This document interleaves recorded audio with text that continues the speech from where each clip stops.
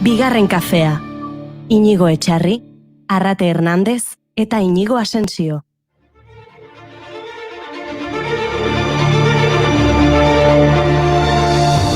Eskerrak gure jarraitzaileek informatzen gaituzten. Esan izuen jadanik etzuela idazten inoren ordezkariak? Ze inoren ordezkarita zede montre. Gurekin arratsaldero uinen beste aldean egoten den Berriako urtzi urkizuren artikulu bati buruzani naiz. ETBren txostenei buruzkoa? Hori da. Bertan azaltzen du ETBek jaso dituen txosten batzuetan proposamen bat egin duela. ETB bateko euskarazko edukiak, ETB Laun edota ETB Bin emititzea azpidatziekin. Horrela, euskaldunak ez direnek edo euskaldun pasiboak direnek lagin on bat jasotzeko aukera izango lukete. EITBek euskarazko edukiak indartzeko aurrekontua igotzea beharrezko jodu, 125 batean. Gaur egun 130 milioiko aurrekontua badu, 28 milioi euroko igoera aurreikusi du. Eta horietatik bi eren euskarazko edukiak hobetzeko izan behar lukete. Euskarazko eduki gehiago eta hobeak sortzen dituen zehazken xare zifrak ikusita.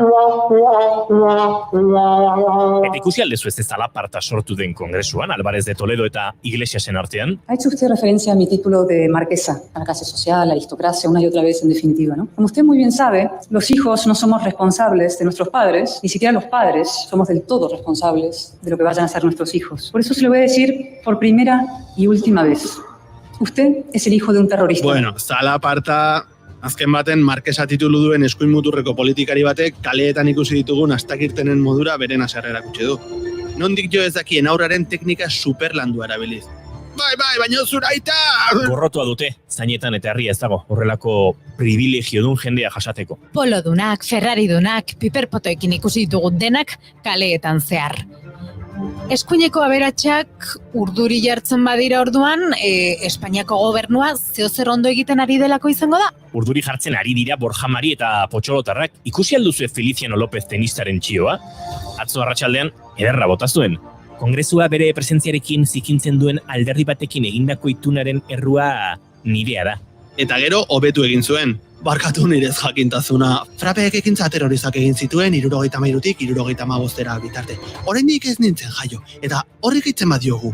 Pijoa naizela, tenizlaria, tiroz lagundutako inozoa eta analfabetoa, ziur nago ulertuko dutela nire galdera. Eskerrik asko. Twitterren jendeak denetik esan zion. Etzela tontoa, fasista, soilik, irakur dezala gehiago, ea baten batek azaldu diezaioken 75 arte diktadura bat izan zela Espainian. Hoiek guztiak mantendu behar izatea ere, marka da gero.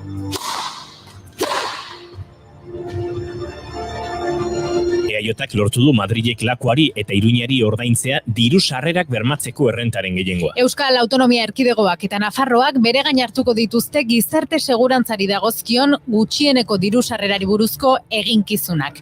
Espainiako gobernuak bihar onartuko duen agirian jasoko dute. EAJarekin lortutako akordioari esker, Lakuak eta Iruñeak berme errenta autonomikoen barruan sartuko den kopuru hori aurreztuko dute. Etxean jarraituko dugu koronavirusaren azken datuen arabera 7 hildako izan ziren asteartean Euskal Herrian eta 19 kutsatu.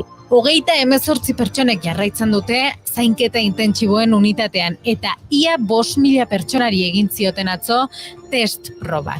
Gaixorik egon direnen 90% sendatu eginda, ia 18.000 pertsonei eman zaie alta dagoeneko. Bagoaz, pixkanaka. Tuteran 19 urteko gazte bat zauritua izan da sute baten ondorioz. Etxerik gabeko pertsonek erabiltzen duten nekazaritza nabe abandonatu batean izan da sutea, eta Reina Sofia ospitalera eraman dute gaztea. Eta Nafarroan jarraituko dugu izan ere 21 urteko gazte bat atxilotu dutelako 2017an egin zuen sexu eraso batengatik. Ia 3 urte beranduago, DNA probek egiaztatu dute 14 urteko adin txikiko bati egindako erasoaren egilea bera zela. Eta sexu erasoen gaia maigainera ekarrita, fiskaltzak 26 urte eskatzen zituen epaiketatik absolbitua atera da beste gizon zuri bat. Gipuzkoako probintzia auzitegiak absolbitu egin du Arrasaten bortxaketa bikoitzagatik akusatutako gizon bat. Biktimak epaiketan deklaratu ez zuela argudiatuta. Fiskaltzako 26 urteko kartzela zigorra eskatu zuen eta 10 hilabeteko zigorra ezarri diote, ohikoa ez den etxeko indarkeriagatik. Maiatzak 28 da gaur, eta gaur ze pasatzen da 28ekin? Ez aldago lotura mistikorik edo matematikorik gaurko egunarekin? Eske gaurko eguna kristona da, Maiatzak 28 baten, apartheida ezarri zen Hego Afrikan, zurien aldeko legediarekin noski. Gaur nire aitonak 98 urte betetzen ditu. 8, tio. Gaur zer da 8aren eguna? I came committed. Guess I overdid it. Nik interneten 2020-05-28 jarri dut, eta Jackson Pollocken kuadro bat atera zait. Ez dakit zesan idun horrek. Ez dut loturarik topatu egia esan. Baina, bueno, efemeridetan zentra gaitezen. Gaurko egunez, 1957an Batistaren tropek Korintia espedizionario iraultzaileak masakratu zituzten Kuban. 1964an BBCk 8.000 postaletik gora jaso zituen. The Rolling Stones taldea zuzenean jukebox saioan ikusteko. Gaur egun, postalik ez, ze oso gutxi gara postalen zaleak eta kolekzionistak. Dena internetetik egiten dugu, eta nire loture jautsiz, gurekin parte hartu nahi baduzue, 688-722-4 zenbakira deitu. Postalik ez bidali, ze...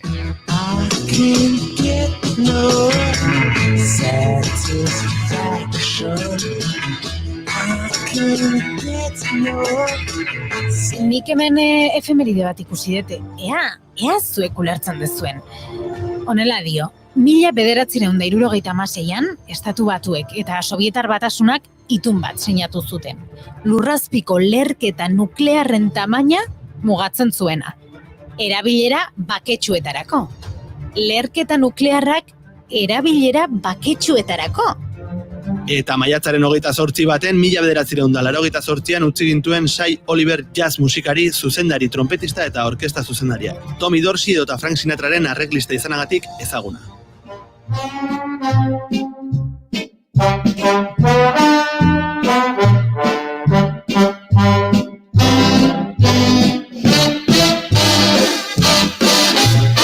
Eta gaurko saioan, zer? Peio. Adi egoteko gizona? Nola naiz adi egongo egun osua zuratzetin nabilta. Beno, esaten ari nintzena, gaur Maria Romero Laspior datorrela. Bai. Tomo nota, Nei asko gustatzen zaita. Hori da, zu adi egon, Mariaren ondoren Ixi Bud markako Endika Zabalarekin hitz egingo dugu. Oiana Maritorenak ere arte eszenikoen inguruan hitz egingo digu, eta honekin batera David Bernues eta Ikerne Jimenez izango ditugu. Bueno, hasi beharko dugu, ez? Gora katilloiek! Maiatzak 28 ditu gaur eta osteguna da.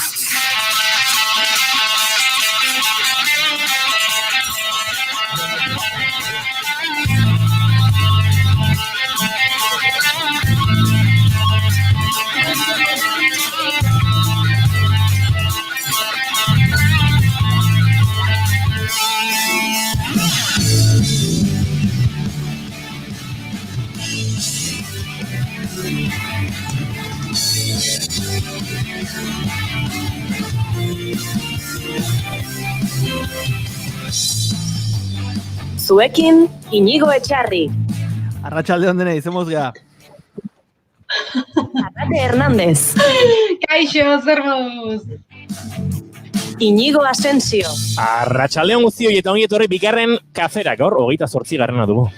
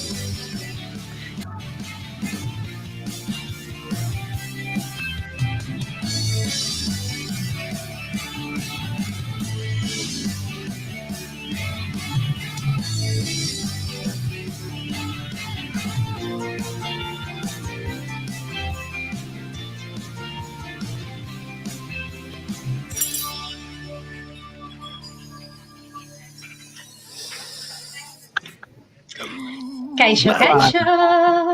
Arratsaldeon guzti eta ongi etorri. Dagoeneko, tope dauzkagu gure entzuleak, Urtzi Urkizu hemen da, Jonando Larrañaga hemen da, Nagore López Teiatxek idatzi digu egunean zehar gaur lanean zela txaldez, eta ezingo zigula entzun. Egitan.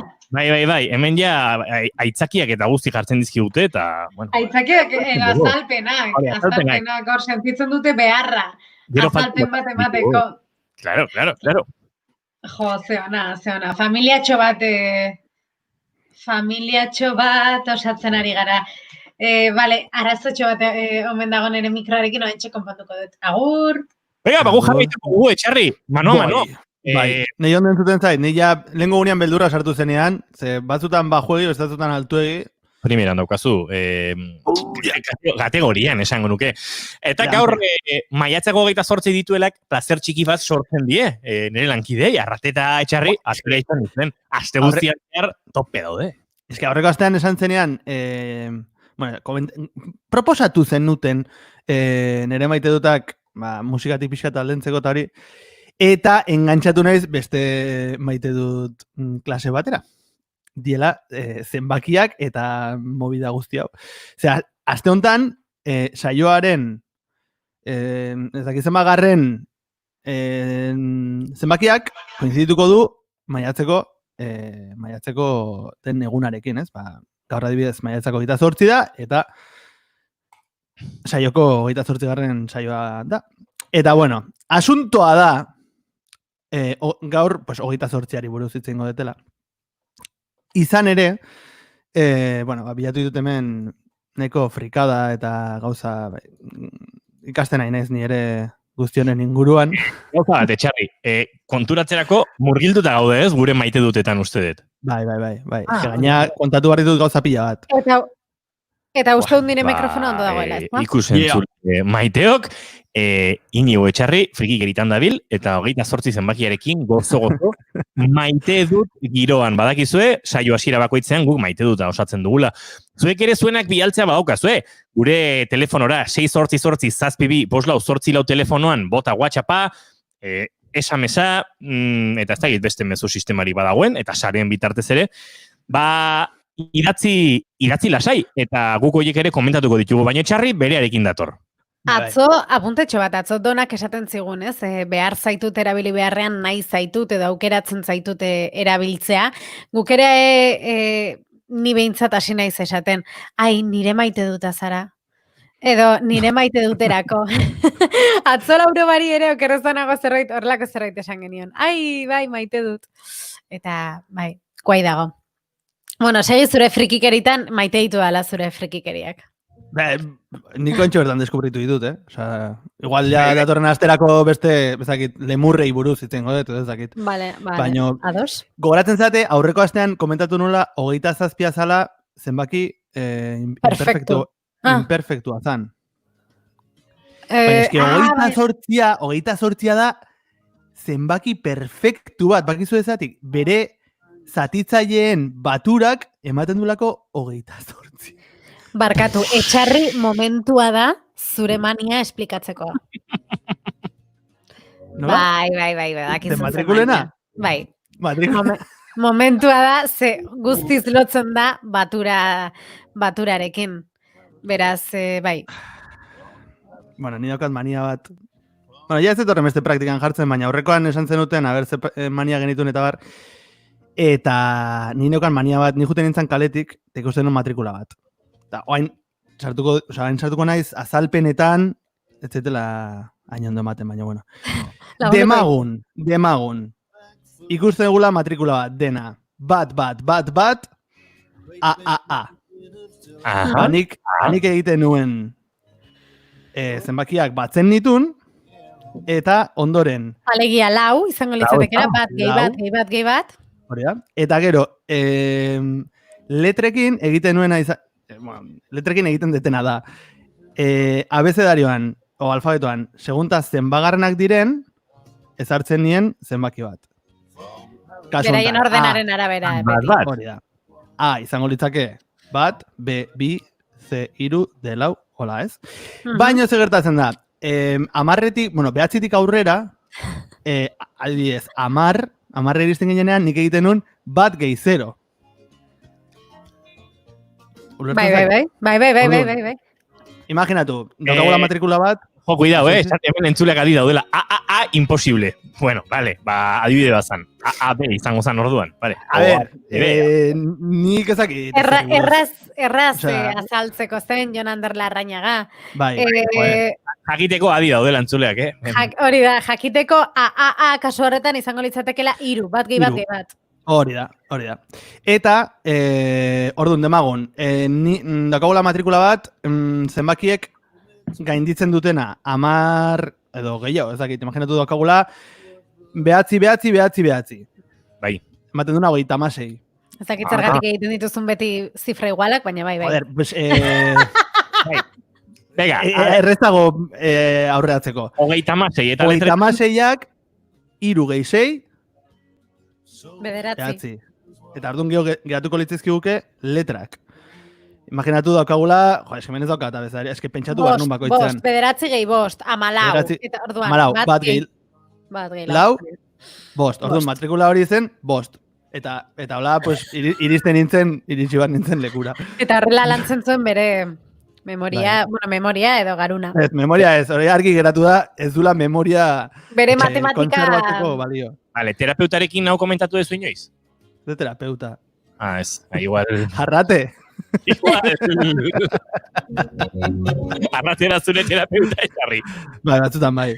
Hogeita zortzira itzulita. Zer du hogeita zortzira? Oi, claro, eske ikusten, a ver, nik ja atentzioan defizita dakat, osak ez moztu. Zenbaki perfektua izateaz gain. Orduan, hogeita zortzia da zenbaki perfektua. Zeatik, bere zatitzaileak batzen baditugu, ematen dulako hogeita zortzi. Hau da, 1, 2, 4, 7 eta 14 gehituta, ematen du hogeita zortzi. Eta hori da, bigarren zenbaki perfektua, 6aren ondoren eta 236aren aurretik. Dala, hostia.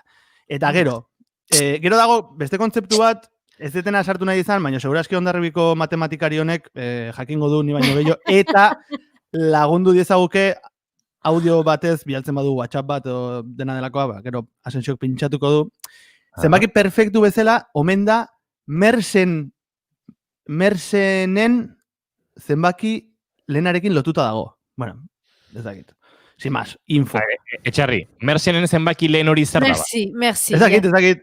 Gidoian jartzen du Asensio. Ez nahi sartuko Mersenen lehen zenbakia zer den azaltzen. Entzuleren batek audio bidez bidal nahi badu eskertuko nuke. Hori jatziret lehen. Baina Hondarribia zuzenean. Bai ez? Bai. Mersintzen buruz galdetzen zenidan. Eta lehenengo esatea, ez direla zenbaki lehen arruntak. Zenbaki lehen arruntak dira bere buruaz bakarrik, eta bat zenbakiarekin zatitu daitezken zenbaki osoak, bai, kontatzeko erabiltzen ditugunak. Baina Mersinen zenbaki lehenak beste modu batera eraikitzen dira. Eta nola, bi zenbakia nahi adinatan bidertzen baldin badegu, lortuko duguna da zenbaki bikoiti bat.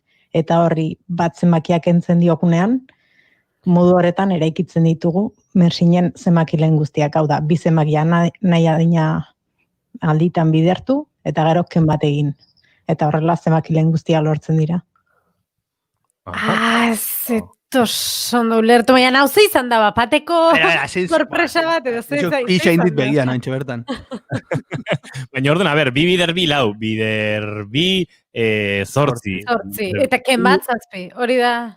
Bai, baina orduan hogeita zortzia, a ver, igual ondo azaldu du, baina gure buruak ez du ematen ulertzeko, sorpresa izan da, eta bueno. Txandu bikoitiak, claro, orduan 16 ez, batak entzen badiogu, nola da hori? Ez, esan duken bat, baina, bueno. Ikulertu donaren arabera, Mersenen zenbaki lehen horiek dia, birekin, bi nahi adina biderkatu eta ken bat eginda lortzen den zenbakia. Ez, da behitxen? Lehenak, beste modu batera eraikitzen dira. Eta nola, bi zenbakia nahi adinatan bidertzen baldin badegu, lortuko duguna da zenbaki bikoiti bat. Eta horri bat zenbakiak entzen diokunean, modu horretan eraikitzen ditugu Mersinen zenbaki lehen guztiak, hau da, bi zenbakia nahi adina... Kien bat. Ulertu dut. Ulertu dezu, Arrate? Nola? Ustez bai ez behan, okerrez banago orduan dira imaginatu biko taula, ez? Bai. Biko taula guztiko zenbakiei kendu bat. Eta horiek izango dira zenbaki lehenak mersinentzat. Bueno, ez dakit, azalduko digu. Bi, 3, 7, 15... Bai, hori da. 3, 5, 7, 8, 9. Bai, hoxe da, hori izan digorentxe. Biko taulari bat kendu. Oso ondo, Arrate! Venga, ba! Ez dut ulertzen ego, eta zortira noa izan gara, baina... Maite dute eskar. Bai. Nire maite dut itzezkoa ez den komunikazioari, beti da nik gustatu izan zaidan zerbait da.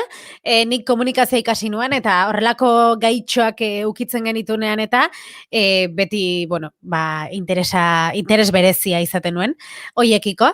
Eta, gaur ekarri behar dizuet, pertsona bat nik Twitterren jarraitzen dudana, eta gustatzen zaidana, berak egiten duena.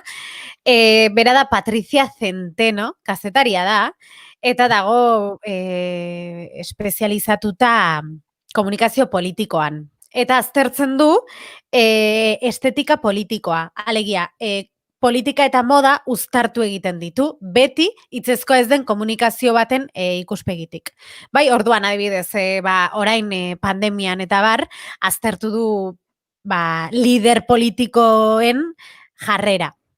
Eta demagun, ez dakit, Urkullu jaunak.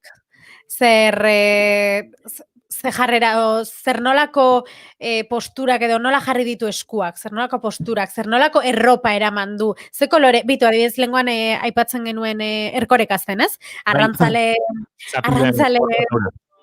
gorbata eraman zuen eta aukeratu zuen, bitu hori adibidez, seguruenik aztertuko zuen, esango zuen, bitu, hau izan da, ez dakit, ausardiaren edo ez dakit zer erakusteko, eta bar. Eta hoxe, eta, bera jarraitzeko politika moda bilatu Twitterren, eta bera da Patricia Centeno. Eta, interesgarria da, eta bere idoloak dira Obamatarrak. Batez ere, Michelle. Baina, esaten du, Michelle gabe Obama elitzatekela Obama izango. Baina, oso bi Obamatarren zalea da. Ados nago nire horretan, iruditzen Michelle Obamaren eragina Obamaren politikengan ikaragarria zela, bai. Eta keston indarra duen emakumea da, eta... Bai. Eta hori, bai, interesgarria da.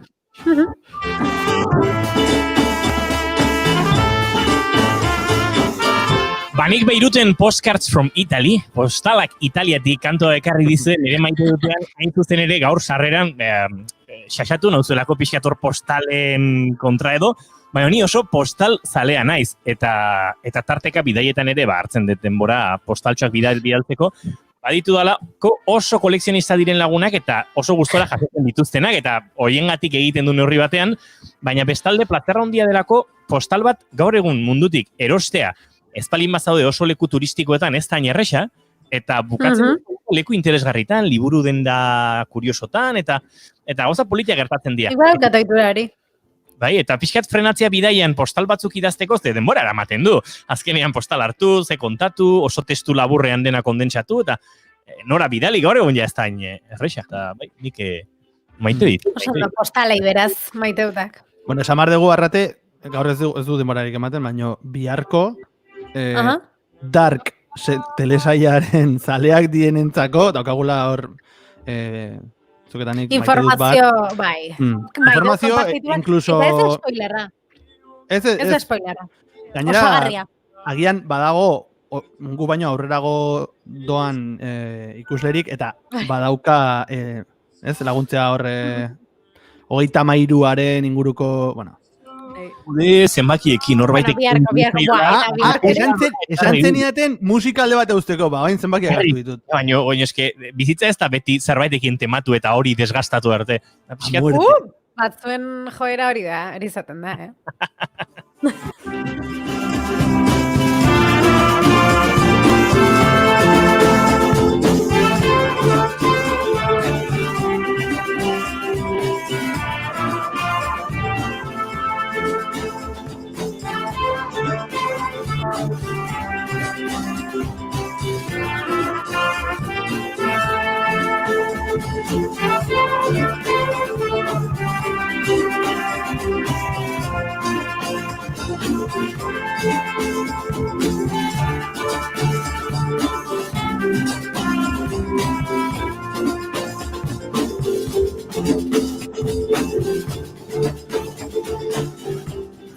Bueno, Italiatik postalik ez du aspaldian jaso, eta ziurrenik ez dugu errez jasoko behintzatez bidaiaren artean, ez delako errez izango. Naiz eta badirudin orain batean muga guztiak iriki, turismoa behar dugula, eta así que, bueno, akaso postalak izango ditugu. Baina, turismoa zabaldu edo ez zabaldu, udara arrate badator gain-gainean daukagu, Gain-gainean hilabete eskaz geratzen da, ofizialki esango dugu udari ongi etorri egiteko, baina egia da, guk dagoeneko badugula uda gorputzaldia, eguzkia atera da, aste honetan eguzkia egunero dugu, beroa, terraza, hondartza denboraldia zabaltzear da ere, eta guk barkatu baina prest egon nahi dugu, hau uda etortzen denerako, eta horretarako zabaltzen diogu astero modari tartea, bigarren kafean, eta horretarako gonbidatzen dugu astero Maria Romero Laspiur.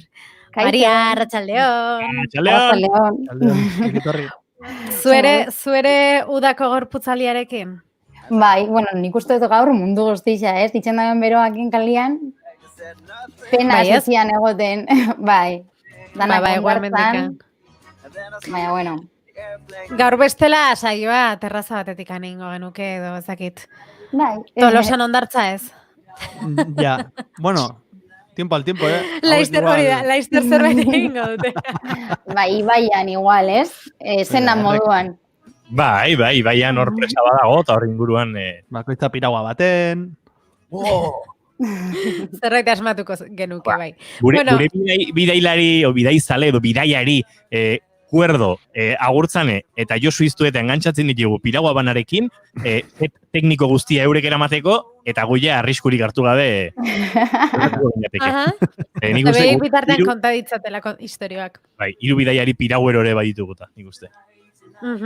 Bueno, Maria, udak zu inspiratu egin zaitu aste honetarako. Bai, bueno, nik uste mundu guztia ontzen eguraldi honakin eta konfinamenduan hainbeste denbora agenda gero, da gila gogoz, guapo ipintzeko eta udako komplementu berriak erosteko, ez?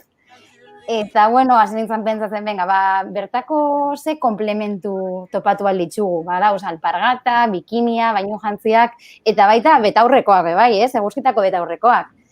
Eta, bueno, egunero erabiltzen ditugun komplementuak udan, orduan, bertako... Eta horregatik gaurritze ingo dugu, eguzkitako betaurrekoen inguruan, eta bereziki, edo ingo diegu keinu berezia, bertako markei. Hori da. Bai, pixkat hemengo komertzio lokala, ez? Pixkat apoiatzeko eta indartzeko. Eta nik uste dut ontzen mundu guztia konfinamendu bat gero da bilela nahiko kontzientziauta horrekin, gero eta gehiago.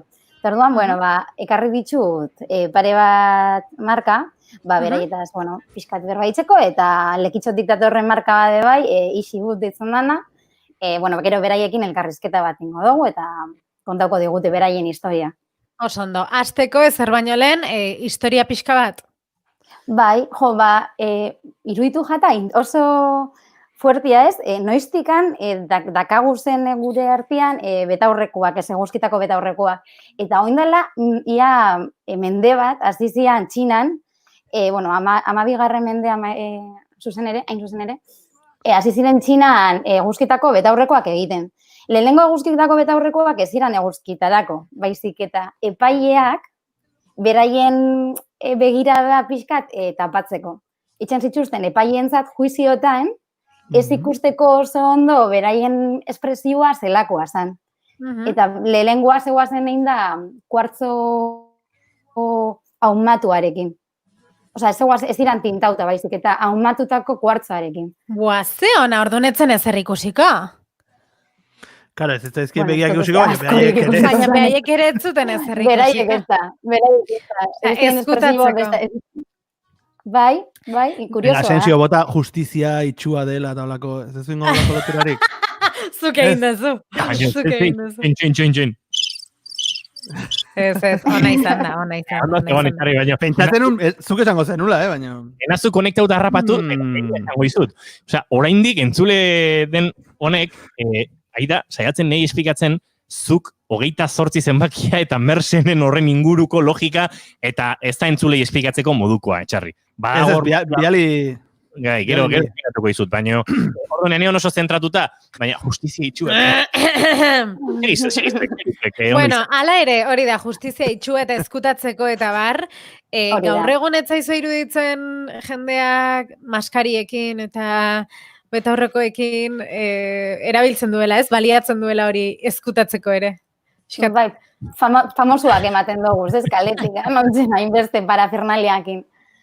Eta egia da, gero 18. mendean ja hasi zirela betaurreko, eguzkitako betaurrekoa moduan lantzen, kristala tintatzen da hori dana Inglaterralean, baina bai, lehenengo holan betaurrekoak erabiltzeko moda hasi zen Hollywooden. Hollywoodeko zine izarretan. Bai. Ah, bai, Beraiek hasi ziren, bai, beraiek bultzatu zuten pixkate betaurrekoen asunto hau. Bai, kurioso hori, bai. Eta nolakoak ziren lehenengo betaurrekoiek?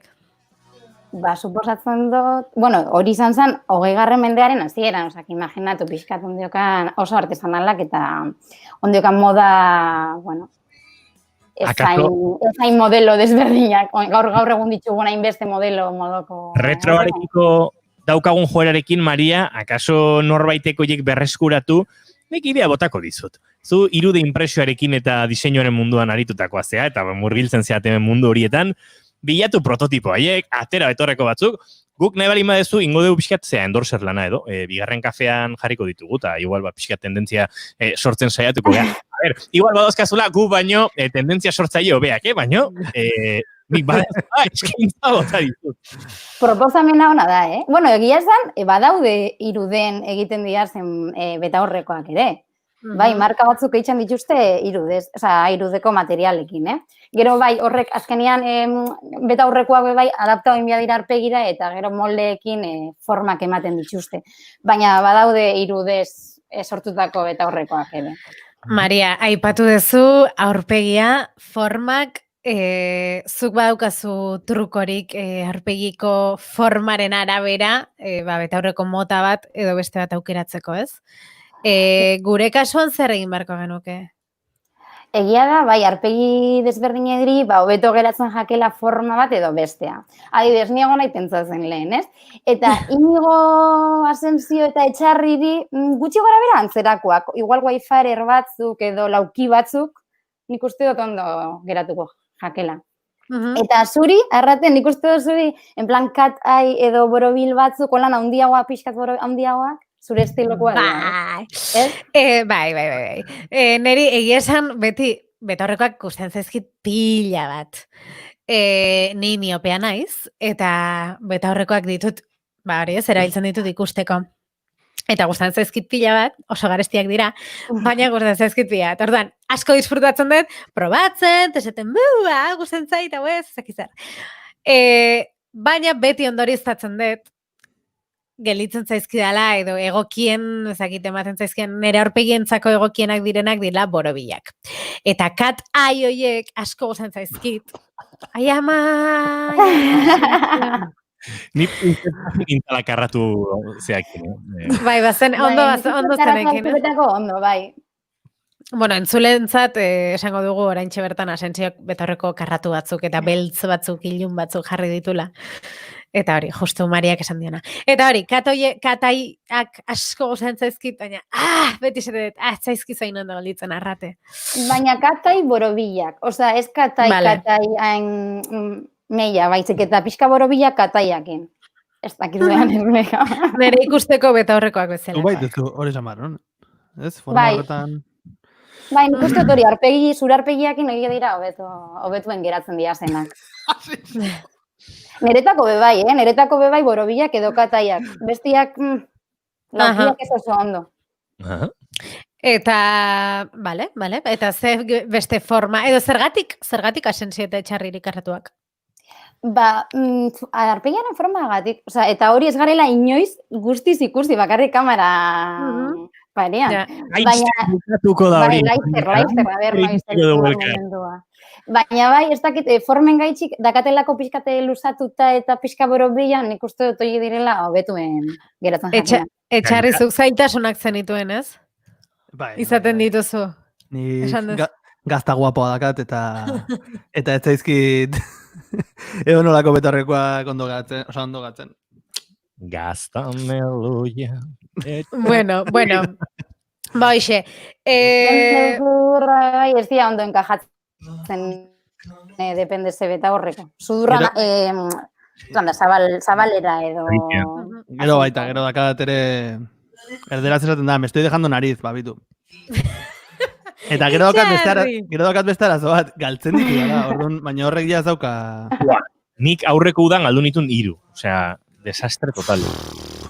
Bai. Ni baino kerro, Bueno, eta gero esan dugu, konfinamendura egokitzeko ere zuke egin zenituen, filtro batzuk zure belarritakoekin, dendara ezin genuen ez joan, edo ezin genuen ez hain erraz joan, sortu zenituen Instagram bidez probatzeko filtro batzuk.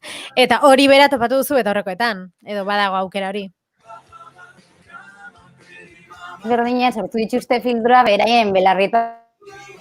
Ai, Maria Romero Laspirrek gurekin aurrez aurre egoteko, ze internetako lako... Ondartzara ies egin duko zuen. Izterik ez egin Bai, baina Maria Romero Laspirri Tolosare asko gustatzen zaio. Azkenean, hemen bukatzen duzu Tolosarekin lotuta, ez da gizte gertatzen. The perfect dark chemistry. By and by we'll defy a little bit of gravity. Afternoon daylight. Errespetatu behar da, Maria Romero Laspirren internetak olako txakalaldia duenean, alperkeria jotzen dionean, baina, pasazaio eta berriro daukagu gurekin arazorik gabe. Bai ez, Maria? Bai, entzuten jataun? Bai, orain bai. Vale, ez dakit... Eginen filtroekin filtroa. Hori, jakemusek eta loebek eta, marka hauek hasi dira bebai, beraien beta aurreko trendiekin bebai filtroak egiten. Bai, etxean probatzeko eta... Ez dut uste, baina bai. Baina bai, guai. Hasi dira hori, beta aurrekoekin bebai filtroak itzen eta, interesgarria da. Bebai probatzeko, forma desberdinak, koloreak. Lehen aipatu ditugu tokiko sortzaile monomarkak eta betaurrekoak egiten dituzten euskal markak ere, badaude, zein ekarri dizkiguzu? Hori da, bai, badaudez. Adibidez, Donostin, da Will Turtle deitzen den marka bat, itxaiz bela bertaurrekoak, eta baita ondartzara eramateko botellinak, ur botellinak, beste bat, zarautzen kaia eiguear ditzen dana, sortzen ditxula betaurrekoak, guzkitako betaurrekoak, bai, kalera, ikusteko miopeen betaurrekoak, bai? Eta, gero, Euskal Herrian nik uste dut espezialidadia dela egurrezko betaurrekoak sortzea. Ez dakiz zerba, baina dauz pila bat marka betaurrekoak egurrez egiten dituztenak. Eta bat da, Nardaia, sortzen dituztena betaurrekoak oso forma artesanalekin eta, tratamendu oso artesanalekin, margotzen dituzte kolore desberdinekin, bai, nahiko apartak dira, beraien betaurrekoak eta interesgarria beraien horrialda ikuste bai. Eta gero, lekitxo aldetik, lehen esan dugun moduan, Isibut marka. Beraiek hasi ziren lonboarrak sortzen, lonboar tablak, lagun bateri apurtu jakolako lonboarreko tabla bat, eta hasi ziren lonboarreko tablak sortzen, eta hortikan sortu zitzaien betaurrekoen proiektu hau, guzkitako betaurrekoen proiektu hau. Goazen lekeite eruntz, ez?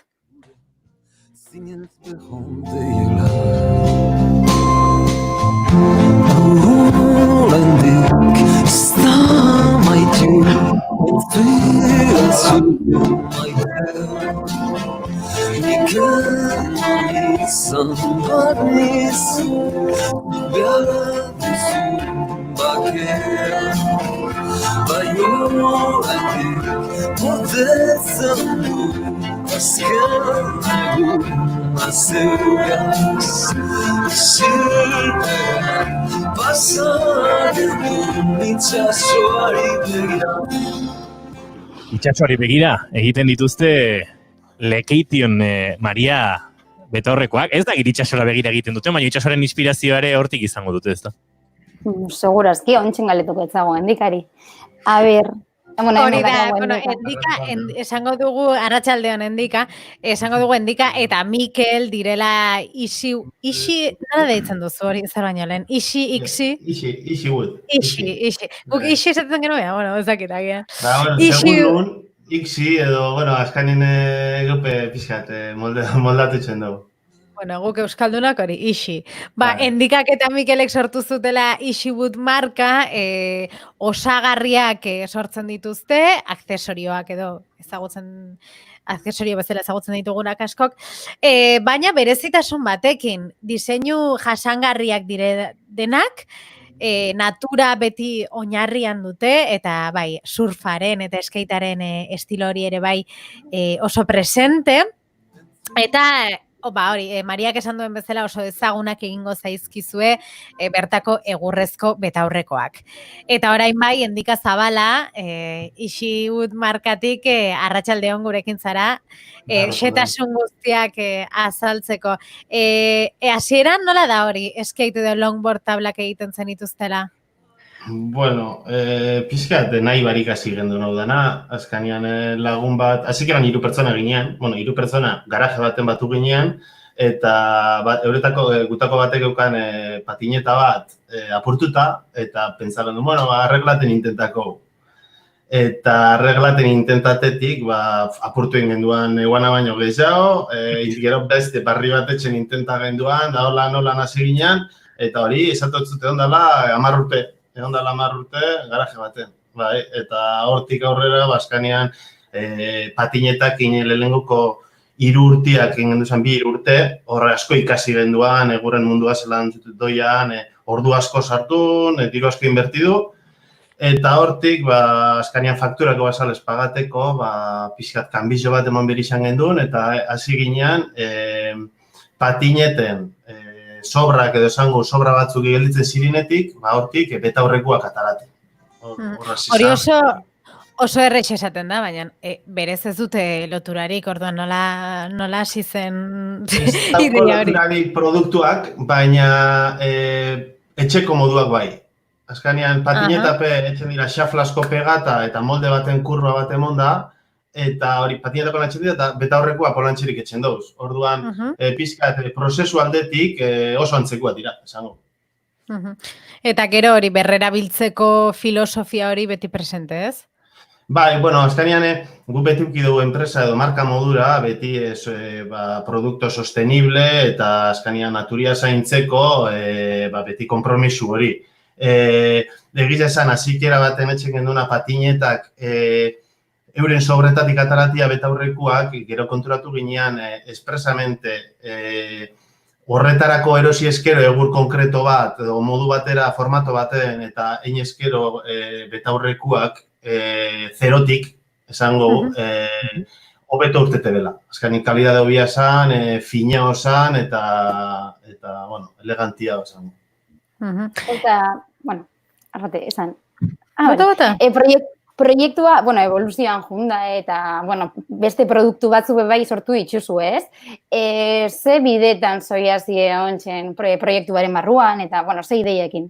Bai, guazkanean kurba asko emon dauz. Osea, azkanean patinetak inazek ginen, gero betaurrekoetara pasagen duen, gero eukigen duen bai olako altaboz ekologiko, kable bako resonantziza setzen zen mobilentzako altaboz batzuk, boltzuak eukidu segurrezkuak, belarretxako, koiar, edo zer, eta danain jau geuk, ez alabez, erosita saldu. Dana, dedika gara geu, makinari erostera, diseinua pentsatera, zelanein, eta hasta josten da dana ikasi beti izan dugu. Josi, da pila bat ez, pila gauza. Eta azkanean, aztan neundala hile batzutan, ikusitza notizia asko plastikua da plastikuen kutsaduriari buruzko dokumento asko pizka transformazio bat emoteko intentzioiaz proiektu barri bat hasi dugu. Justo konfinamento erdizan atrapagaitxuenek eta igual pizka atzeratuen jaku, baina helburu modura, hau proiektua, etorkizun labur baten nahi duguna daen, on egurra esetzen dugu zen produktuak, plastiko berrerabilizaz etxea. Hor nahi esan, on naturatik urtendako rekursuak erabiltzen dugu, nahi dugu, sortuta dauzen rekursuak, berrerabili, barrio zikluan sartun. Eta gero, gure produktua eukitzea diseinu bat, nun euren ziklu amaitzen da benean, adibidez, betaurreko batzuk apurtu egin dira, alizatia hori betaurrekoa barriro zikluen hasikerara bueltatu, barriro beste antijo barri batzuk etxeko. Eta orduan nahi duguna horre ekonomia zirkular edo esaten den hori kontzeptua, nahi dugu gure enpresia horra kontzeptora, horra filosofira sartu. Endika, egurra, plastikoa, bestelako materialak ere kaso etorkizunan etorriko zaizkizue burura, eta baina hor bada beste elementu bat, ez? Kristala bera, diseinuarekin jokatu behar dena, baina askotan konsumitzaileak ere zorrotz xamarra balin bada bereziki begiratzen duena, ez? Zuen erreferentzia, nondik nora lan hori? Azkanean guk optika munduko feriza asko ikusi dugu, azkanean guk optikako produktu bat etxen dugulako, eta orduan azten zara enpresa ezberdinak lokalizaten, eta enpresetako muestrak edo eurak enpresa bako txak zain lentiak bedaoz, pilo bat lente mota ezberdin. Eta orduan hartzozuz horrek lentiak, eta guk hemen eukidugu laboratorizo bat, ez guria, gure probedore batek laboratorizo bat hemen Barakaldon, eta beren bitxartez, azkanean egin duen, hiru mota ezberdinetako lentietatik, zeinek dauko kalidade honena. Orduan, hartu gondun bat, hau lentia zan, polarizagoa zan, eta orduan horretxe atzan lau urtietan gauz lente bardin erabiltzen, eta parteke, zertifika guztiza pasata daukoz, gure betaurrekoa zertifika guztizak, zertifika europeo guztiza pasata dauke, orduan, hortik aldetik, azkanin, konfiziantzia nahi du transmitidu, bezeruari. Eta hori guztia, modu artisauean egiten duzue, lantzen duzue? Bebai da, parte bat individuala, eskulana da banan-banan etxen dan produktua, baina teknologizaz bat. Azkanen guk ezin izango genduan guk etxen duzen betaurrekoak eskuz egurzati bat hartun da zerra bateaz formia emonda. Orduan, guk daukau laser bat daukau, egurra baitzeko do grabateko, daukau mekanizau bat bai egurra baitzeko, baina gero horrek ez dutzu produktua etxen. Etxotzu lagundu prozesua harintzen, gero azkanean prozesu hori hartzen mozu materialak eta denboria tardagozuna etxen, amaierako presizio bat aldotzulako emon, kalkulo batzukin, eta bestelan gure betaurreko, momentun 100 euro inguruan badaoz, bestelan izango zirean, 300, 400, 500 euro. Eta merkauan horreaz kompetibiti askoz gatsa da. Eta orain adibidez plastikoarekin lanean hasiko zaretela, horretarako ere beharko dituzue material berriak. Bueno, material edo tresna berriak. Material berria eta azkanean da mundu totalmente ezberdin bagutzako. Guk azkanean lan bat etxen izan duguna geuk geure kabuz da con una filosofia de, geuk etxia aldan guztiza, on igual dedika gu diseinua pentsat hori dana, baina berton Euskal Herri mailan dagozen espezialista askori gaoz asesoramentua eskatzen, azkanin molde batzuk enbidira aluminiozkuak eta bertone Euskal Herrizan igorren nengo haitxue, eta azkanin da beste batzure biharremon, eta igual gu gehiago zentra salmenta mundura, diseño mundura, produktu barrizak pentsatia eta olako transformazioa. Zeon guazten bagara injektora bat, adibidez erosten, edo moldiak egoitzen, azkanin ez daukago hainbeste rekurso. Egurrek jarraituko dute? Parkatu? Ez nik esaten nuen egurrek, apuntetxo bat besterik gabe, egurrarekin lan egiten jarraituko duzu edo Momentuz hori ere bai. alboratuko. Vale. Momentuz bai, eskanean hau transformazioa ez gaitxu erungo hauntxen da lehi batzuk hasi garonaz transformazioaz, baina azkanean enpresa txikina izatekeran urtiak erungo gaitxuenek evoluzioa. Orduan, momentuz bai, segiduko geu etxen geure produktuak onarte segidu duzenak. Baina hor geldi-geldik aziongo harina da, hori zen, existiutzen batzuntzako basuria dana, ozeanutan da, plastikozko botellak adibidez. Hori da, kriston sekuela kristen planeta guztizan, eta ez gara konturatzen hori rekurso, sortuniko rekurso bat ala, nun batzuk basura modura hartzen da benak, aldizen hain kriston produktuak, benetan ez manualidades, benetako produktuak ezin josuna distingidu zein arreziklago eta zein ez. Zona. Hor baduzue egurrarekin lan egiterakoan bada zati aldeko bat, estetikoki eta materialaren testura bera ikutzea, gainean daramazun horrek badu zerbait leuna, baina ez dakit, mekanismoak lantzerakoan niri gertatu izan zait, ez zuenekin, ez nituen ezagutzen, akaso hurrengoek beharko dute horiek, baina torlojuak egurrean dagoeneko pixka bat gastatu, bai, ez dutela ja ondo lotzen, eta horre patillak berak hartzen duelako lausotasuna, lortu alduzue, hori, ez dakit, hobetu garatu eta beste horrelako arazoak saiestea edo. Azkanean, guk egurrezko betaurreko baten, etxen dugu aurrekaldia egurrezkoa, eta patillak egurrezkoa. Bueno, patillak barik, izatez barillak ditzen dira. Baina, bueno, patilla maure ezagutzen dugu, patilla tira amenazten jaguzera. Orduan, izatez barilla tira. Guk horretxek etxen dugu egurrezkoa. Gero, bisagrien mekanismoa, azkanean hori acero inoxidablezkoa izaten da, eta ukitzen daben loturia aurrekaldiaz, dago, bi tornillo azeroskoaz, ez da tornillo txiki bat doiala zuzenian egurrera. Doia, lehenengo tornillo handi bat agarre hobi haukon egurrian, eta gero tornillo handi horreri txiki bat lotzen jako, bera bisagri lotzeko. Leketioko I+D-ak garapen eta investigazioak lortu du orduan nik aipatzenen arazori beho ondo izuela. Azkenik asko. Eta lekeitiotik zabaldu zarete mundura oso posizionamendu ona duzue sarean, baina niri atentzio eman dit webgunean gaztelania erabiltzen duzuela, sare sozialetan, batez ere gaztelaniaz eta ingelesa ere erabiltzen duzue. Euskeraren kontu hori non geratzen da? Aurreko batean hitz egin genuen Zatzaizkin markako Beñat Iraolarekin, eta berak hartu du erabaki bat muturrekoa edo, bere komunikazio guztia hemendik aurrera euskeraz egingo du, ez? Esan zuen, nire bezeroak euskaldunak dira eta zergatik ez dute euskeraz egingo. Baina, arrate dena egiten zuen gazte ingelesez, ezta? Berak, hasieran ingelesez, gero pasatzen gaztelaniara, euskera ere hasi zen txertatzen, bueno, orain euskeraz ari da. Zuek ere pentsatzen dut kontzienteaki hartutako erabaki bat izango zela hizkuntzarena, Bai. Azkanean guk zoritxarrez, inglesez, ikasteko asko haukago ondinoko, azteko inglesez publikaten adibidez, eta gero gure merkaua Euskal Herriza bai, baina penintzula oso ora saltzen dugu. Orduan, guk jarraitzaile asko haukauz penintzula osoan, eta ala izango gendunen euskera eta erdera.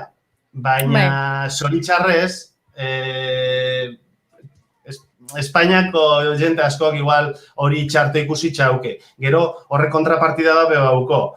Euskaldun askope erderia bakarrik erabiltzia txarte ikusi txadago. Orduan, hor balantza bat dago, nun sekula ez dugu alde batera itxiko hori pentsamentua dek euskera zipini bideula web horreza. Azkanean web horrezak dauko kontenido asko eta hori dana euskeraratzia eta ondo, sobretodo ondo euskeraratzia azkanean diru bat kostaten dago, que seguramente alixango sana invertidu, baina azkanean bi pertsona gara, pilo bat proiektu kauz, eta hori proiektuetako bat aldana izan, baina, bueno, momentuan beste proiektu batzukin gauz lanian, orduan, eta ez dugu albo batera izten, hori enbirdo unik, edo ez du unik enbiar.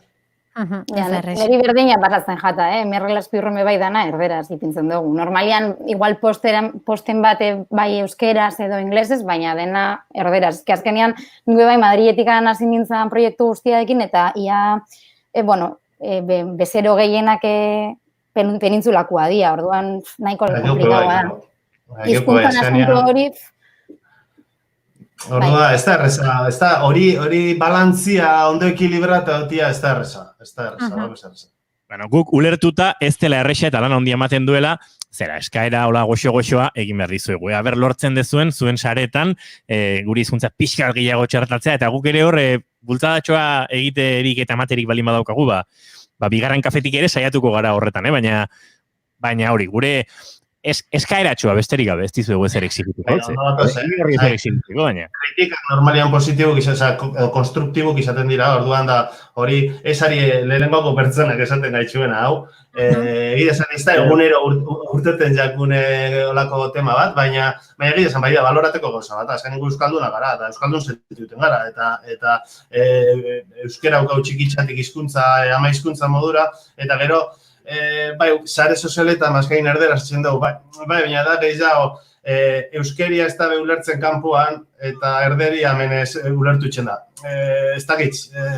Niri berdina, nik uste du berdina dela, eta azkenian bebai ez dakagu hainbeste denbora posta bi hizkuntzatan edo hiru hizkuntzatan emateko. Nik ez dakat behintzat norbait eramaten destana sare sozialak. Orduan azkenean lan pilua da, hiru hizkuntzatan idaztia zerbait egunero. Baina, bueno, eta beste galera bat, zuek webgunean aparte nun saltzen duzue zuen produktuak? Galde batetik daukauz, denda fizikuak, modakuak gezen bat gure produktuak saltzen da benak, eta gero etxen dugu edo merkado de diseño, edo artisaua soketan, edo lako lekutan, azkenin gehiu juten gara, eta lehenengoko pertsona, asaltzen jako asko, kurioso asko juten dira lako lekutara, asaltzen jako zelan etxen dan, zeberezitxea zuen dauken, eta azkenean, bebai, internetetik, betaurreko batzuk erostia, igual gatxago da, asoka baten aproba alda bezena, beiratu alda bezena, espillo baten zelan gelitzen, lehen aplikazioari buruz berretan osariena, ideia ona da, baina... Venga, indika, anima bilazarie. Ez da hain erreala, egia da. Ez, karo, arpeizen tamainua ez da, arpeizen tamainua ez da reala aplikazioen. Orduan, ez da erresa. Hombre, ez da guztiz berdin geratzen, baina, pixkate txorra, horrada moduan eta ikusteko ideia bat itzeko zelakua diazen formak, ondo dau. Bueno, belarritakoak batetik, bikiniak eta barra aipatu ditugu, eta betaurrekoekin bukatu dugu, Beñat Zabala Ixibut markatik, eta lekeitiotik, eskerrik asko, beste bat arte ondo segi, eta Maria Romero, zuri datorren astera arte, beste ea zerk inspiratzen zaituen urrengoan. A ver. Besarka da bana. Izan ondo, aio.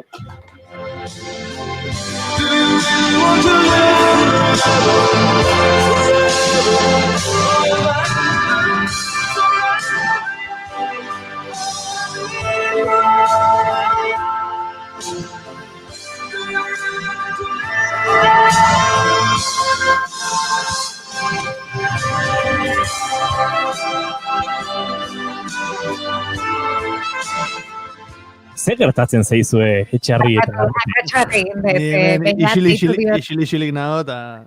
Beñat deitu diot gure konbidatuari eta ez, endikada bere izena, barkatu. Endika Zabala, agur, hemendikan, barkatu.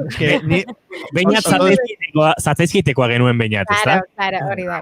Beñat ira hola. Naiz, eta esan dut, pribatutik idatziko dut, ez dut izango. Igual, claro, Beñat da. Vale. Ez da Beñat. Endika Zabala, Ixibut markatik eta lekeitiotik, hori da. Eta gurekin datorrena Maialen. Maialen Maritorena, apa, zemo... Ondo, zege bai, ez da? Azte honetan personaje pila bat inditugu, así que ya, asmatu dezakezuzuk beste bat. Bueno, begira, basmatu marko de bordun. Bai, Baina bitartean Oiana Maritorena izanarekin utziko dugu. Bai, hobeto. Lenguan Oiana The Nationalekin harrapatu genuen ezustean, eta gaur Sharon Van Ettenen 17 honekin. Hau ere gustoko duzula, txibatu diate Oiana. Bai.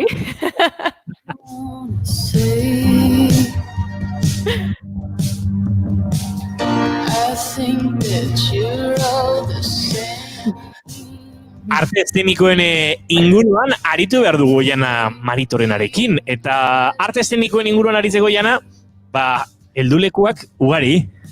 Hoxe, bai. Egia esan orain arte, aritu gerenean arte eszenikoen inguruan eta elkarrizketatuak izan dira, dantzariak, koreografoak, aktoreak, zuzendariak, eta baina joan den astean, ja pixkat ireki genuen bidea, beste arte eszenikoen beste arlo bati ere ireki genion, ez? Pixka bat hitz egin genuen Jaiotz Osa eta Xabier Mujikarekin eszenografiaren inguruan, jantzitegiaren inguruan, eta pixka bat, beraiekin hasi ginenez, gaur ere hortik jarraituko dugu. Sormenetik asko badira, arte eszenikoen aipatu ditugun perfil horitatik haratago, teknikan ere beste asko, eszenografia, argiztapena, soinu diseinua, jantzitegia, koreografoak aipatu ditugu, makillajea, iapainketa, eta beste asko ere, elektrikoak, tramoilistak, atrezistak, jostunak, kudeatzaileak, ez dakit batzuk guztiko nitu noraintxe baino lanbide ugari dira, eta horiek, guztiak edo batzuk behintzat Oiana pixkanaka landuko ditugu gurean. Hori da, eta gaur ingo dugu hoietako birekin hitz eingo dugu. Bi artista paregabe dira sekulako ibilbidea dutenak, beraien kurrikuluma ikusita izugarria da zenbat lanetan egon dien, bai dantza munduan, bai antzerkian, eta bi hauetako bat artista izateaz gain eta sorkuntza lan horretan aritzeaz gain teknikaria ere bada. Eta biek egiten dute guk holtza baten gainean ikusten duguna edo kale ikuskizun batean ikusten dugun hori beraiek jantzi egiten dute edo argiztatu eta eszenografia ere egiten dute. Eta ez dakit gogoratuko duzuen orain dela 3-4 aste Jokin Oregi zuzendaria izan genuen gurekin eta galdetu genionez beran nola egiten zuen lan eta berak aipatu zuen berak magia nola egiten zuen, baina magia egiteko modu asko ere bazeudela, argiarekin, jantzitegiarekin. Eta nik uste dut askotan atzean gelditzen direla lan horiek edo agian ez garela jabetzen ze lan sorta dagoen hor guztiaren atzean eta ezinbestekoa dela azkenean guk ikusten dugun hori ikusten dugun bezain ederra izan dadin. Eta nik uste dut politia dela mundutxo hori ere barru-barritik ezagutzea. Hor sorkuntza lana dago, zuk esan duzun bezala Inigo, eta gero egunean bertan, ekitaldia dagoenean, teknikari batzuk daude lan hori gauzatzen dutena, baina atzetik sekulako lana ere badago sortze horretan. Batzuk sortu aurretik eta goizetik ondoren teknikari lanak egitera ere joaten dira, edo atretzoak, edo eszenografiak, edo dena beharren bezala dagoela ziurtatzea. Magia egiten dute Jokin Oregik esan zigun bezala, eta mago horien artean baditugu gaur bi eta hobeto ezagutuko ditugu Ikerne Jimenez eta hortxe David Bernues.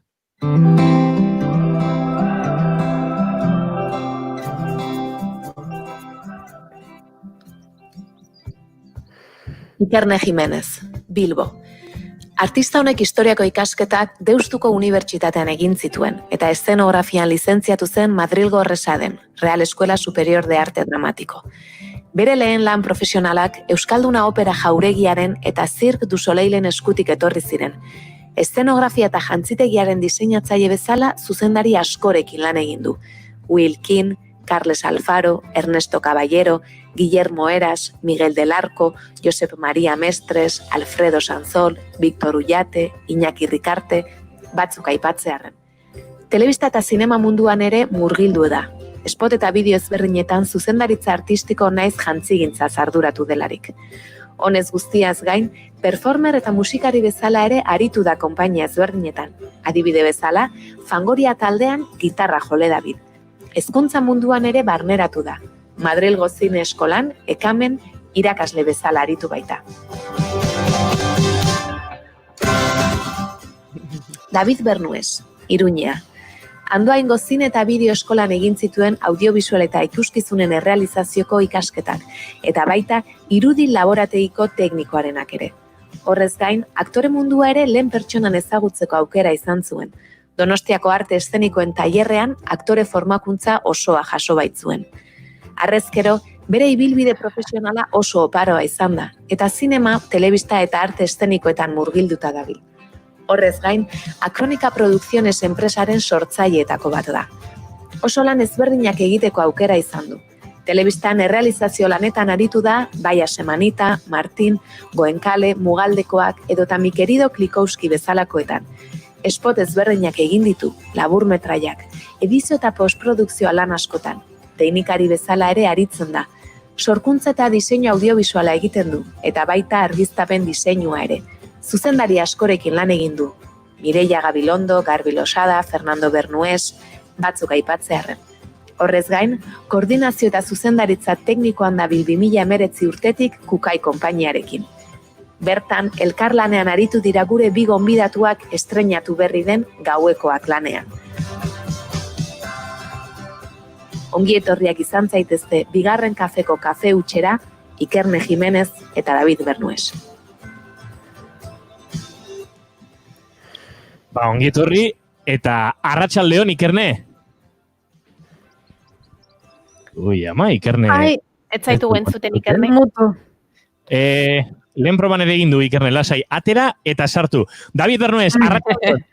Arratsaldeon. Arratsaldeon. Bai, zuri. Ongi, hementxe. Lanean harrapatu nauzke eta eskapatu naiz kalera bur bat, eta venga. Beraz, esan daiteke aitzaki ona izan garela, David, edo... Bai, gainera, olako eguraldia kanpoan ikusita, barruan askotan gaude horri junpetan, ez dakigu seguna daukagu kalean, eta... Arrazoi. Ongi. Bueno, ez dizu kontatu, baino tarte hau, Ili Kafeak babesen du, eta guk astero ostiraletan Ili Kafe makina bat zozkatzen dugu, gure entzule eta parte hartzen dutenen artean. Baina, arte eszenikoen inguruko elkarrizketa honek badu bere izena. Kafe hutsa izena du, eta lehen galdera beharrezkoa. David, kafea gustoko aldezu? Behar dut, ez da gustatzen zaila. Behar dut, bada. Aurrekoan zer da, kafea hartzen ez baduzu buruko mina eta eragiten dizun hoietakoa zea? Ba, noizean behin tokatzen zait, orain dela 2 egun, adibidez, ez natuta ez genukan kaferik, erosketak egitea gutxiago juten geha, eta tea zegoen etxean, eta, bueno, te bat hartuko, eta sensazio hori goiza raro xamar da bilela, ez nago lekua, eta izango etea, kafea behar dudala, behar dut. Zuri arratsaldeon lehenik eta behin. Arratsaldeon, orain da. Kaixo, bai. Eta zu kafea gutxi aldezu? Gustatzen zait banean utzi indet. Utzi indet. Baina konbidatu egitea ondo da. Egingo dugu, lasai. Bueno, utzi duzu, baina horra ere buelta daiteke. Berriz ere Ikerne Jimenez, ez da? Bai. Bueno, esan dakoa, ongi etorri bigarren kafera, kafe utxera, Oiana Maritorena gurekin dugu, denak hemen gara zuen erantzunak entzuteko zai, baina sortzaile direla esan dugu Oiana, kaso hasieratik hasi behar sorkuntza aztertzen. Bai, nik uste oso politia izango litzatekela zuek pixka bat kontatzea nola lan egiten duzuen. Joan den astean pixka aritu ginen Jaiotz eta Xabierrekin eta aipatzen ziguten beraiek dramaturgiaren hasieratik ja lanketa bat egiten zutela jantzitegiaren inguruan, argia eta horrelakoekin, estenografia, eta pixkat zuek lan egin duzuen zuzendari hoiekin eta nola egiten duzuen, nola sortzen duzue. Venga, hasi Ikerne. Vale, moztu, enroiatzen ikerketa batekin hasten da, segun eta ze nolako lana den, ikerketa mota bat edo bestea egiten dugu. Adibidez, tekstu antzeslan bat bada, tekstuarekin egiten da lana, eta horren inguruko ikerketa batekin, autorearen eta obraren, pertsonaien, eta garaia, eta dena delakoa, horren inguruan ikerketa. Hortik hasten gea. Eta hortik gero ariak hartu eta hor ikerketa artista edo kreatiboago bat egiten dugu, interesatu diguten ariak hartu eta hortik tira, txast, eta hor, bueno, eta gero metodoak daude, batzuk metodorik gabe egiten dute lan, ere, ni metodo txiki bat daukat egiteko, baina izango litzateke. Baina, bueno, gauza da ikerketa, prozesu ikerketa. Zein da metodo hori? Hola, labura zaldua daiteke, Bueno, daude ariketa batzuk, tekstua baldin bada, tekstuaren inguruan ariketa batzuk zerrendak, eskemak eta metaforak, adibidez, aintzinako tekstuak badira, errekurso literarioei bueltak emanda, hortik hor hitzetatik irudietara pasatzeko ariketa txikiak dira. Zuke Ikerne, bueno, gehiago jantzitegian eta hori, irudia edo bisuala da lantzen duzuna gehiago, baina zure notek edo ze forma dute? Marrazkitxoak egiten dituzu, idatzi egiten duzu, zure sorkuntzak eta nola egiten dituzu, ze forma eukitzen dute? Karpeta batean jasotzen ditut danak, karpeta bat, lana bakoitzarentzako karpetatxo bat daukat, eta hor sartzen ditut, denetarik, oi alzatiak, material muestrak, marrazkiak, argazkiak, lortzen dudan informazio guztia, apunteak, dana. Marrazkiak batez ere, argazkiak ere. Bueno, orain Davidi dagokio erantzuna ematea, behintzat biek zuen leku ardezazuen, koka zaitzaten, eta hortik aurrera jarraituko dugu, baino, David, nondik hasten da sortze prozesu hori da nola?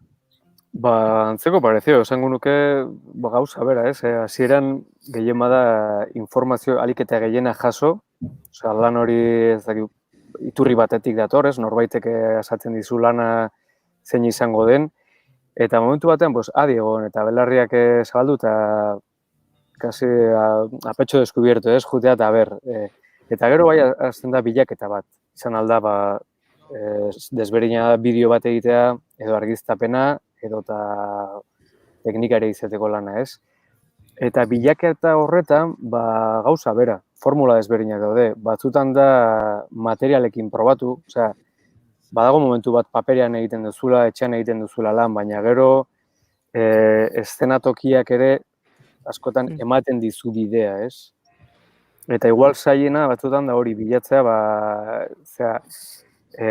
proiektu bakoitzaren arima edo estetika edo naiz eta oso markatuta etorri, batzutan zuzendariek oso argi dute zer nahi duten eta nahiko errez ikusten da buruan daukatena, baina beste batzutan ez. Beste batzutan zerotik hasten zea eta bilaketa egin behar da, eta noski beti ikuspuntu horretan baita ere, zuk zure burutik ateratzen duzu zerbait, baina hori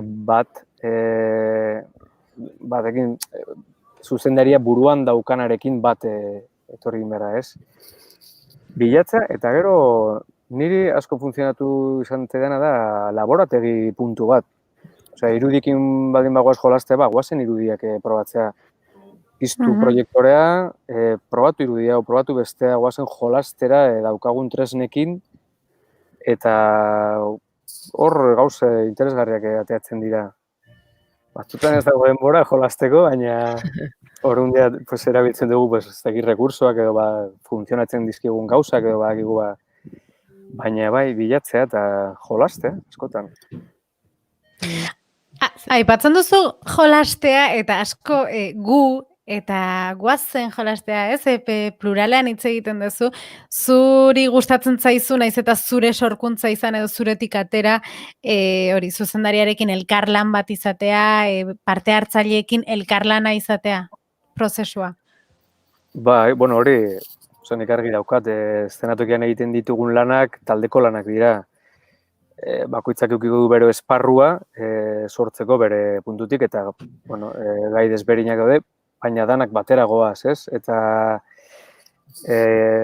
individualtasunetik ez da niretzat, behintzat, uste dut ez da berdin sortzen, Eta jolastera hola pluralean esaten dudanean, ni bideoekin baldi banago, argiak egiten dituena baita ere, jolastu behar du nirekin, eta nik berarekin, eta baita ere aktorekin, edo antzariekin, edo zuzendariekin, musikariarekin, osea da, eta jolastea esaten du, zenik disfrutatzen dut, osea, niretzate suerte, ondia daukazen txorretan, esaten du, guazen gauzak probatzera, beti, osea, presio puntu bat ere badago, batzutan bilatzen duzu nahi zenuena, edo zuzendariak nahi zuena, eta beste batzutan ez, bidean gelditzen zera, ostia, hontan igual ez dugu lortu, imaginatzen genuena, ez dakit zer. Baina hasierako momentu horretan, osea, nondik heldu eta nondik hartu proiektu bat, lasaitasun horrekin hartzen dugunean, guazen probatzea eta investigatzea zerateatzen dugun denon artean, hori karragarri politia da. David, Ikerne, hemen astero galderak egiten dizkizuegu batzui, baino ondoren eskatzen dizuegu datorren astean etorriko denari galderak egitea. Joan den astean gurekin izan genituen Jaiotzosa eta Xavier Mujika, eta Jaiotzek berak bidali dizue galdera bat, biok ere erantzuteko. Entzun. Zein da sorkuntza prozesuan gehien gustatzen zaizuen momentua, eta zein zaiena egiten zaizuena? Besarkada bat denoi. Bueno, besarkada hemendik, jaiotzen zatere. Ikerne, gehien gustatzen zaizun prozesuko momentua, eta gehien kostatzen zaizuna. Telefonoz deitzen didatenean, une hori, oberena. Eta gero beste guztia, niretzat, eske nahi kostatzen zain direla. Osea, disfrutatzen dut, baina zaila ikusten dut ere.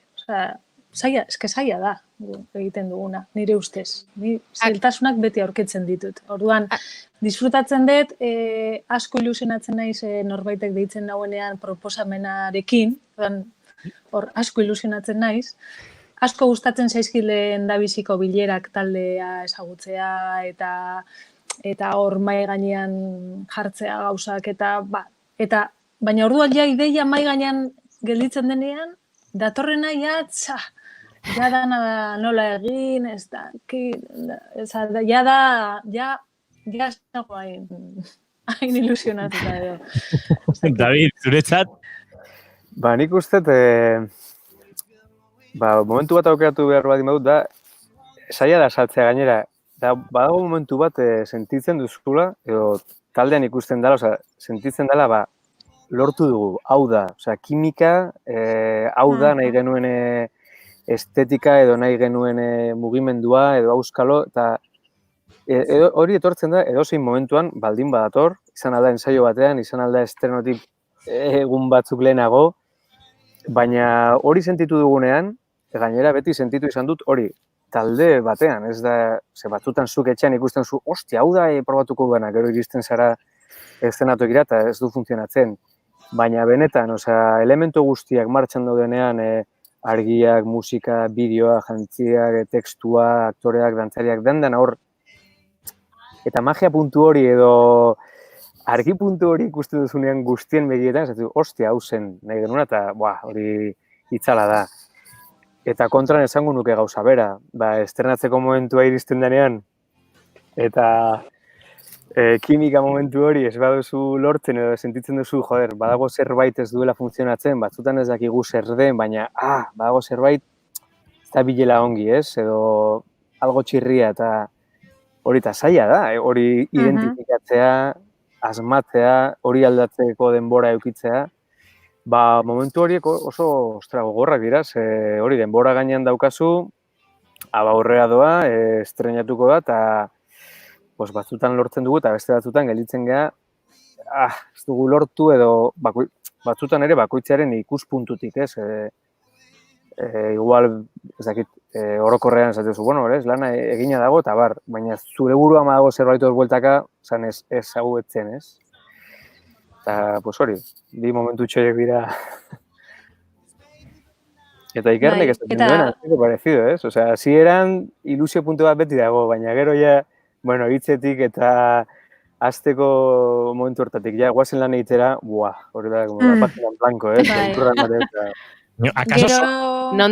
Bai, barkatu. Sormen prozesu guztietan, ez, gertatzen dela horrelakorik, ez? Abia puntua beti da zoragarria, eta gero hori sortu egin behar, aurrera egin behar, Eta helburutik gertuen zauden heinean, zailtasun gehiago daude. Orduan, latzago jartzen da gauza, ez? Eta kaso ez da berdina ere beste batzuentzat egiten duzuenean lana, beste batzuentzat esan nahi dut, beste pertsona batzuentzat edo beste helburu bat dagoenean, edo zure buruarekin bakarrik egiten duzunean lana, ez? Sentsazio hori agian aldatu egiten da. Prozesuaren diot. Akaso prozesuan gehiago gozatuko duzu zuretzat egiten ari zarenean zerbait? Bai, ni beti ezin naiz hasi marrasten ez da ezer zuzendariaren hitzik gabe egia esan da, beti koegileak gara eta behar dugu elkar ulertu, lehenengo segunduetatik. Orduan, beti zaude horren ideia horretarako lan egiten. Ez zure buruarentzako inoiz ez, hori margolariek edo eskultorek edo. Baina gu antzerkian beti talde lana da.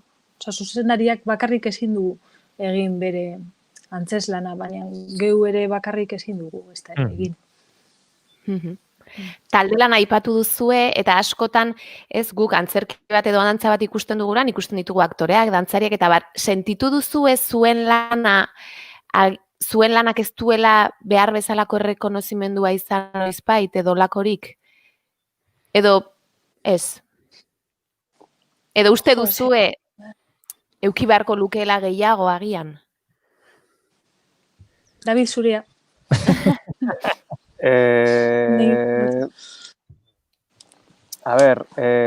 Atetik barrura, gure profesion barruan, bai ezagun nukela, baluratuta dagoela. Barruan esan nahi dut, taldean artean, zuzendariarekin, eta gero jendeari begira edo kanpotik begira, igual ez hainbeste, baina ez dakit. Eta gero profesio barruan, bai badaude, adibidez, teknikarien lana normalean ez dago oso baloratuta, edo batzutan ez da ezagutzen, norbaitek entzuten dudenean hori, goizeko 9 sartzen garela, emanaldi bat gaueko 10 eukita, ez dute sinisten, ez?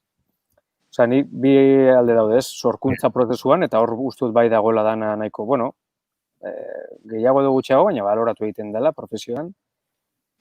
Teknikariarekin igual ezain beste, eta gero sorkuntza horren barruan, hor baita ere desberdintasunak badaude, nik uste, ez? Igual banda sonora bat atentzio gehiago hartzen du, zakit, argiztapena baino, edo jantzitegia baino, zaila da gero, edo ikuskizun batean ere bai, igual batek hartzen du protagonismo gehiago proiektu horrek eskatzen zuelako, ez dakit, hemen askok agintzen du argiztapena bati, argiztapenak du pisua handia, eta igual banda sonora ezain beste, eta beste baltean alderantziz. Baina... Aipatu duzu, David, lehengoan Jaiotzek aipatzen zuen bere ustetan orain arte kolore gutxi eta ilun xamarrak ikusten direla, hemengo dantzalanetan. David esan dut, eta baita Ikerne, biok batetik eta bestetik azkenean koloreekin ere lanean ari zaretelako. Ados altzaudete, edo ze pentsatzen duzu honen inguruan? Ikerne, hau zure, abiatu. Asatxana. Barkatu, baina ez detentzun ondo galdera. Jaiotzosa komentatzen zigun, bere ustez orain arte, dantza lanetan, hemengo dantza lanetan, kolore gutxi eta kolore ilunak ikusten zirela gehienetan. Eta hori da galdera, ze uste duzuen horren inguruan, horrela sentitzen ote duzuen? Ez que justo moztu eginda, esan duzunean, dantza munduan, eta horren moztu eginda. Kolore gutxi eta kolore ilunak, esaten zuen, Jaiotzek. Bai. Gu, klaro, ez que gu daukagu Karabaioren herentzia hori, hori da gure kutsua da, hemen egiten da ez Euskadin, ez Espainian, Europan egiten da horrela, gu gara barrokoa gara, eta gara klaroskuro, eta Karabaio, eta guzti hori. Eta Mexikon eta Perun badana kolorekin egiten dute, horrela jaiotzen zaie, barrundik, ez? Uste, hor dagoela gauza genetiko bat edo ohitura aintzinako bat, eta gero hartzen dituzula ohitura gu ere, horrela ikusten dugu, beti horrela ikusten dugu, eta bueno, ez da erreza ematea hori buelta, eta, bueno, pizkat ohitura, asunto bat dela usteet. Badago David bide bat, koloreekin gehiago jokatzeko, karabaiokeria hauek pixka bat irautzeko edo? Bai, baina, Warhol ez da oso ospetsua gure... Zakit, hori nintzen errepaso bat egiten buruz dantza ikuskizunak eta igual, bai. Egia da gero baita ere, modak edo izateko jarrerak eta ikusten ez dana batutan askoz interesgarriagoa da ikusten duguna baino, ez? Eta horrek ematen dizu, batzuta, itzalak ematen dizu hori edo ilunpetan dagona. Claro, dantza kontemporanean askotan jorratzen gara olako gauzetara, ez? Klasikoan edo beste formato normalan egiten ez ditugun formato horietan, askoz biziagoak dira, musikalak eta bar, baina egia da, dantza kontemporanean, bueno, igual bai jotzen gara. Dantza kontemporaneoa berez ez da oso alaia, ez? Berak, ez? Berak ere aipatzen zuen adibidez, barkatu arrate, berak latexarekin lan egiteko gogoa zeukala eta textura ezberdin hoiekin. Zuk Ikerne lan egiten duzunean texturen kontua ere uste dut kontuan hartzen duzula pertsonaia baten jantzitegia erabakitzerakoan. Nola egiten duzu hori, texturen inguruko lan hori? Bueno, hori egiten lantzen dut, hor daude kapak jartzen ditut. Daude kolore kapak, volumen lehenengo geometria badago, eta gero geometria hori jantziei ari naiz, Eta igual pertsonai bakoitza daka geometria bat, baina gero banatzen dut teksturak eta koloreak banatzen ditut, taldeetan erlazionatzen ditut pertsonai batzuk besteekin eta horrela kapak ematen dizkiet, adibidez, ezakit, egin dezakezu, familiakoak direnak berdea eman, ez? Edo, ez dakit, nongoak direnak, edo jatorriaren gaitik, tekstura bat eman, edo ez dakit, hori zeo zer esateagatik. Taldeak egiten ditut eta hor ematen diet teksturak eta koloreak horren arabera. Eta batzutan lanak orokorrean dira testura gehiagorekin edo gutxiagorekin, hori gauza plastiko horiek zuzendariarekin pizka bat hitz egiten dira. Ausartzen bada zuzendaria horretan sartzen, batzutan ez dira inbeste sartzen gauza horietan.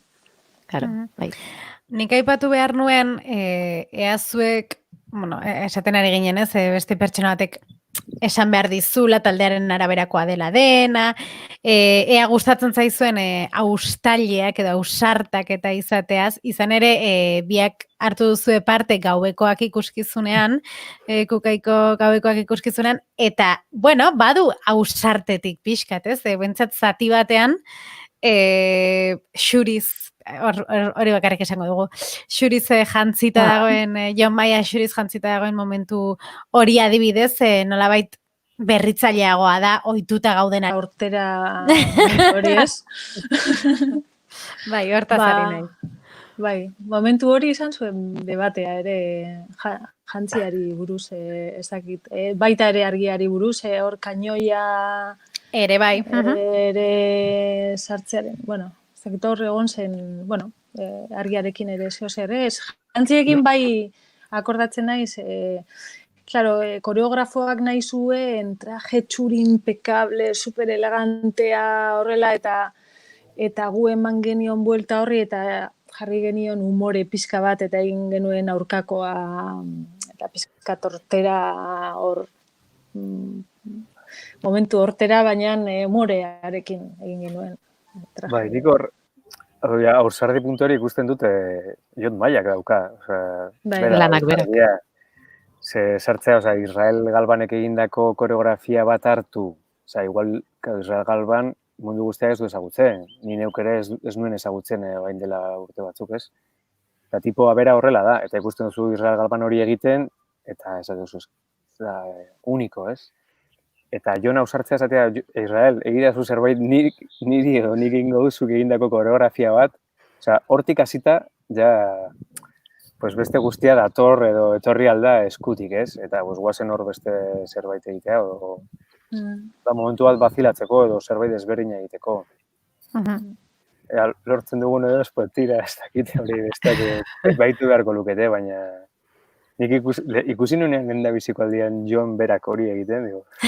Ez da kolgao, ez? Baina zentzu honenea, digo, que maravilla, hau egitea, eta, pues guazen gu ere jolastera.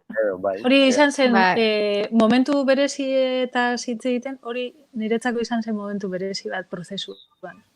Hori ikustea, bueno, koreografo horiek ikustea Jon Maiarekin lan egiten. Hori izan ziren momentu politak. Eta ikusle bezala, nik esango nuke, eskertzen dela, ez? Piskat, ausardia hori eta ezberdin izate hori, eta, ez?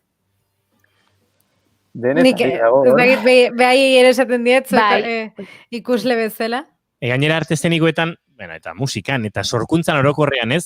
Asko konsumitzen degun enean, antzeko erreferentziak topatzearen sindrometxo hori ere batzutan bizi dugu, ez? Nik uste, bai konsumitzaile eta bai sortzaile bezala, ez? Orduan, freskoa dan edozer, pixkat moldeak osten dituen edozer, edo horrek ematen dio begiari alako, ez dakit, goxotasun eta erakargarritasun hori, ez? Bai, bueno, nik esango nuke hori saiatu behar garela, gauz desberdinak egiten aldatzen saia da. Baina gero egia da, publiko aldetikan badaude, bueno, ikusle batzuk ez dutela esperimentu berezirik nahi. Nahi dut ikusi, pues beti ikusi nahi izan dudana, eta Jon Maia nahi dut ikusi aurreskua dantzante normal jantzita, eta argi polit batekin, ez da, orduan denetarik ikusi dugu baita ere horre aretotan eta publikoen artean, ez? Jendea onartzen duela eta gustora eta baita ere irriparra egiten duela eta baina urtei ere arraroa dugu, haustera, ez? Baina gero lana, uste publikoak nabaritzen duela, bai egia da konformatzen dela egiten duzu edo zer gauza eta ondo pasako du. Baina egiten baduzu beste modu batean eta lana egiten baduzu ere nabaritzen da. Igual publikoak ez daki gustatu zaiola, guk lan gehiago egin dugulako edo, baina hor bai nabaritzen da. Hori da, dijoa, gustatu edo ez, aratago, ez? Ez da gustatu zaite edo ez ikuskizuna. Agian, zaizu bereziki gustatu, baina ikusten duzu zelan dago norratzean, ez? Eta baloratzen duzu eta eskertzen da. Ezagik diferentea da horre gustatu edo gustatzearena. Bai, gustatu... Bai, niretzat gustatzea da, juten zarenean itxera, eta igual egunak pasea eta orain ditak, etortzen zaizu burura berriz ikusi duzuna. Ibilbide luzea dute Ikernek eta Davidek, saltsa askotan ibili dira, oiana, baina, bueno, iritsi zaie duela zen beste elkarrekin aritzeko. Ez dakit lehenengo aldiz izan den, baina duela gutxi aritu dira elkarrekin lanean, ez da? Bai. Egin dugu, kukairekin batzuk, bi, edo? Bai, lagundu. Hori, gure ea koinzitu garen, bai, gauekoan, erritu ere bai egon ginen. Eta gero... Olako gala batean ere bai... Lagun, bai. Eta orain izkula dukagula beste bat hor eskuartean, itzein beharko dugula, baitare. Bai, proiektu... Venga, azkar eta... Bai, ni orain txedokat bilera lan berri horretaz zitzeite. Bai. Agurto horretaz, azkarra nolakoa da David lan egiterako orduan? Ez egin hori la hostia. Sufritu behar duzu hemen. No, esan egin zona eta bueltatzen nahi. Hau da, mujer, hombre, viceversa, orain. Davidekin, akordatu egin broma. Oso ondo, oso serio da David lan egiten, oso... komunikazio handiarekin, oso seriotasun handiarekin hartzen ditu esandako guztiak, ez da bere burubuian sartzen eta ez dizu sartzen, ez? Baizik eta egiten du elkarlan ona, oso taldekide ona da, eta ez dakit. Bai, nahiko, lapur, horrela. Horain zuk sufritu. Nik esango nuke, Ikerni oso profesionala da. Oso lasaia, hori eskertzen da pilo bat, hor dago, ez da kontuatzen hor dagoena, baina badabil hor murmurga gauzak egiten, langile fina eta uste dut kriston irudimena daukala. Tienes una bombita, un genio ahí txikirik. Baina hori, ez dakit nola esan, hori ez bada gero modu on bat hori bideratzeko, bateatzeko, pues niretzat batzutan ez du desertako balio, ez? Eta kasu honetan, Ikernek bi alde ditu. Bueno, eta Ikerne, azken azterketatxo hau pasata, badakizue, ze galdera ez dizu egun egingo? Koronavirusa eta azken bilabeteak nola igaro dituzuen. Hori, etorkizunera begiratzeko momentu bada, eta ondo bidean antzokiak, plazak, eta pixkana ere hasiko gara betetzen eta gozatzen. Lehen mailen den, eta ikusten dugun elkar, banbalin artean. Eta eamak saria etortzen den. Hori da. Jaba. David Ermes, Ikerne Jimenez, mila esker eta nahi duzuen arte. Eskerrik asko. Pasarka da bana. Agur. Eta joan monitoren azter arte. Agur. Dobla dirudi, baietza dozetza, bi helburu banitu bezala, zeinek du indar gehiena, bestenak ala nereak, bi helburu banitu bezala.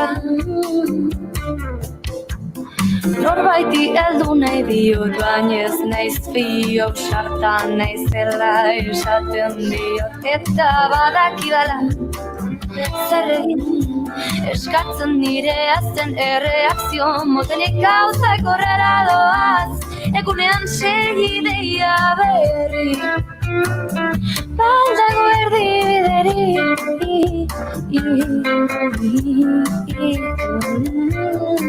Bi helburu banitu bezala, zeinek du indar gehiena, bestenak ala nereak, bi helburu banitu bezala.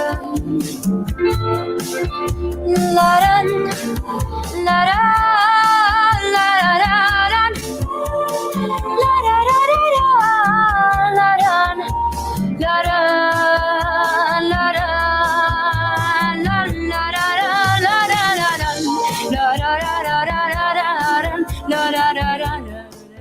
Ainhoa, Larrañagaren erabakia kantua entzuten ari ginen, eta streaming bitartez jarraitzen gituztenek ikusiko zuten bideoklip ederra, ez dakit bere zuzendaria guztiz konforme geratu gote zen, zeharrate? Eta Odei arrasta dantzan. Hagutezu? Bai, ilusioa inditarra. Imanol Gurrutxaga, arratsaldeon lehenik da behin. Arratsaldeon iruroi. Arratsaldeon. Bueno, aipatu dugu bideoklipa zuzendu duzula, beste hainbat ere zuzendu dituzu, ia gehienak Iker Laurobarekin, eta esan dugu, bueno, Iker Lauroba berriro gurera, ez dugu ekarriko, eta gainera inola kantu honek bikaine murgiltzen gintuen, gaur gure saioaren azken txampa honetan. Imanol, zinema zuzendaritza ikaslea, edo dagoeneko ikasketak amaituta, ez da git hortxe ibiliko zara? Bukatzeko, espero deia gero ez da gutxigo gelditzea eta gauzak, aldan hobena bukatzea. Seguro gero sartuko zela beste nun baiten. Bai, ez dakit. Printzipioz guaindik praktika dauzketiteko unibertsitateko, horrekin bukatu da. Baina dagoeneko zinemaren mundu hontan, edo ikusentzunezkoaren munduan, badaramazu bidetxo bat egina, naiz eta gaztea zaren oso, eta horre, duela astebete jaso zenuen, zure aurreko lanak, ez usteko talka izena zuen, esamenteke zure, hola tajuz eginako lehen film laburra izan zela, Imanol? Bai, opera prima film laburren artean, ez? Aipadeoten bezala guain, zine ikasketa burutzen nahi naiz, eta bertan izan ditut praktika ezberdinak eta film labur ezberdinak, baina nik uste izan zela lehenengo serio hartu nun film laburra. 2018an grabatua, Itziber Garmendi eta Jose Ramon Soroiz protagonista zituena, eta aipatu bezala, duela oso gutxi txialearen azken txampa hortan, film labur horrek izandako ibilbidean, Lekitioko zinebilera, Errenteriako film laburren lehiaketa, Gasteizko korta da, Italiako Benevento zinema jaialdia, eta Antakia, Turkiako nazioarteko film jaialdia izan dira, besteak beste, eta Turkiatik bapatean imeia. Aizu, joan den urteko edizioan izan genuen film hau, eta beste batzuk, berriro erabili nahi ditugu, itxialdien amaiera hontan, olako zinema jaialdi virtual bat edo, osatzeko eta konturatu gabe, eta hau gertatu zaigu sortzaileekin ari garela, itxialdiak bapatean argitxo bat pizten du, eta hor, aparkatuta zegoen zerbaitek bizi propio hartzen du. Bai, pixkanaka tabu bihurtzen da nik uste konfinamentu kontu hau, eta ja, zuek guain komentatzen zenuten bezala, ja saiatzen da ez aipatzen zemuz pasa dezu konfinamentua, o ze eragin eukidezu zure bizitzan, baina bai, egia esan, sustapen asko egon dia konfinamentu honen ondoren, eta horietako asko izan die, etxetik bidaldutako edo behintzat etxeldik ikusitako jaialdik. Eta bai, hori izan zen horietako bat. Ikusten ari gara, ikusten dutenek, Jose Ramon Soroiz zubi baten erratzean, berriro elkartu zenituen Soroiz eta Aitzi Bergarmendia, eta ez dakit, esperientzia bezala ere, eurek gozatu egin zuten berriro fikzioaren giroan, iaia Jose Ramon Soroiz Aitzi Berren esan edo giro hortan murgiltzen zen, ez da? Bai, eta gero baita aipatu barra dago, film laburran asarreran, agerpen txiki bat egiten dola Jose Bengoetxeakek, eta hori beti hazen zaitela bea aipatzea, eta egizan behar baita denbora gutxiko lan eintzun, baino egizan betiako eskertu eten gauza izango da. Eta bai, nik egizan, umetatik, ez gaztean izenetik, baina umetatik ikusten un Martin telesaia, eta ez dakit, nahi ala ez, nik uste baita erreferentzia hori beti eukitze dezula presente. Eta behin Aitziberrek baiezko emantzigunen, Jose Ramon nik uste izan zela aukeratako lehenengoa. Eta gaina Aitziberrek beak aurkeztutako idea bat izan zen, orduan ni pozik baino pozik gago. Horre, bai, errate bota. Aita alabak dira, laburrean ere. Bueno, ja nik uste 2 urte pasaiela eta spoiler txikik ontzat hartzen diala. Berez ez da zehazki gelditzen sarrera ingurun behintzat, baina ez dia aita alabak, ez. Bada despiste txiki bat jotzen duen momentu bat, baina ez dia. Bueno, lezusteko talka non ikus daiteke? Vimeo plataforma? Guengoz Vimeon. Bai, zu komentatu duzun jaialdi hortan egon zan aukera ikusteko, pasaitz baten bidez, baina guain berriro publiko jartzea erabaki dugu, nahi dunak ikusi alizateko. Nik uste zuzteko talka Vimeon bertan jarri eta hortxe zula, 8 minututxoko film laburra. Hori iraganean da, dagoeneko, naiz eta esan da betzela duela astebete pixkat berpiztu den film labur hori, baina zu geldik etzara egon, gidoiekin lanean, eta aspaldi baduzu eskuartean, ez dakit, nigandik azken izena oraingoz, gidoien azken bertioietan murgilduta zara, baina ja, grabatuta behar zuen film laburra, eta hemen bai, itxialdiak eragin zuzena izan duela, eta mareatu zaitula zu, lantalde teknikoa, atzerapenak. Bai, nik uste zuzteko talka estrenatu eta uda horretan, hasi nitzela gide berri bat idazten, hau da, guain dela 2 urte, eta 2 urte hauetan haitu naiz nigandik izeneko film laburra garatzen, gidea prestatzen Ander Sagardoiekin batea, eta, idatzi eta printzipioz nik idatzi nun, laguntza asko izan itun nire ingurutik, eta hori, ekoizleen artetik baita beraien babesa jaso nun.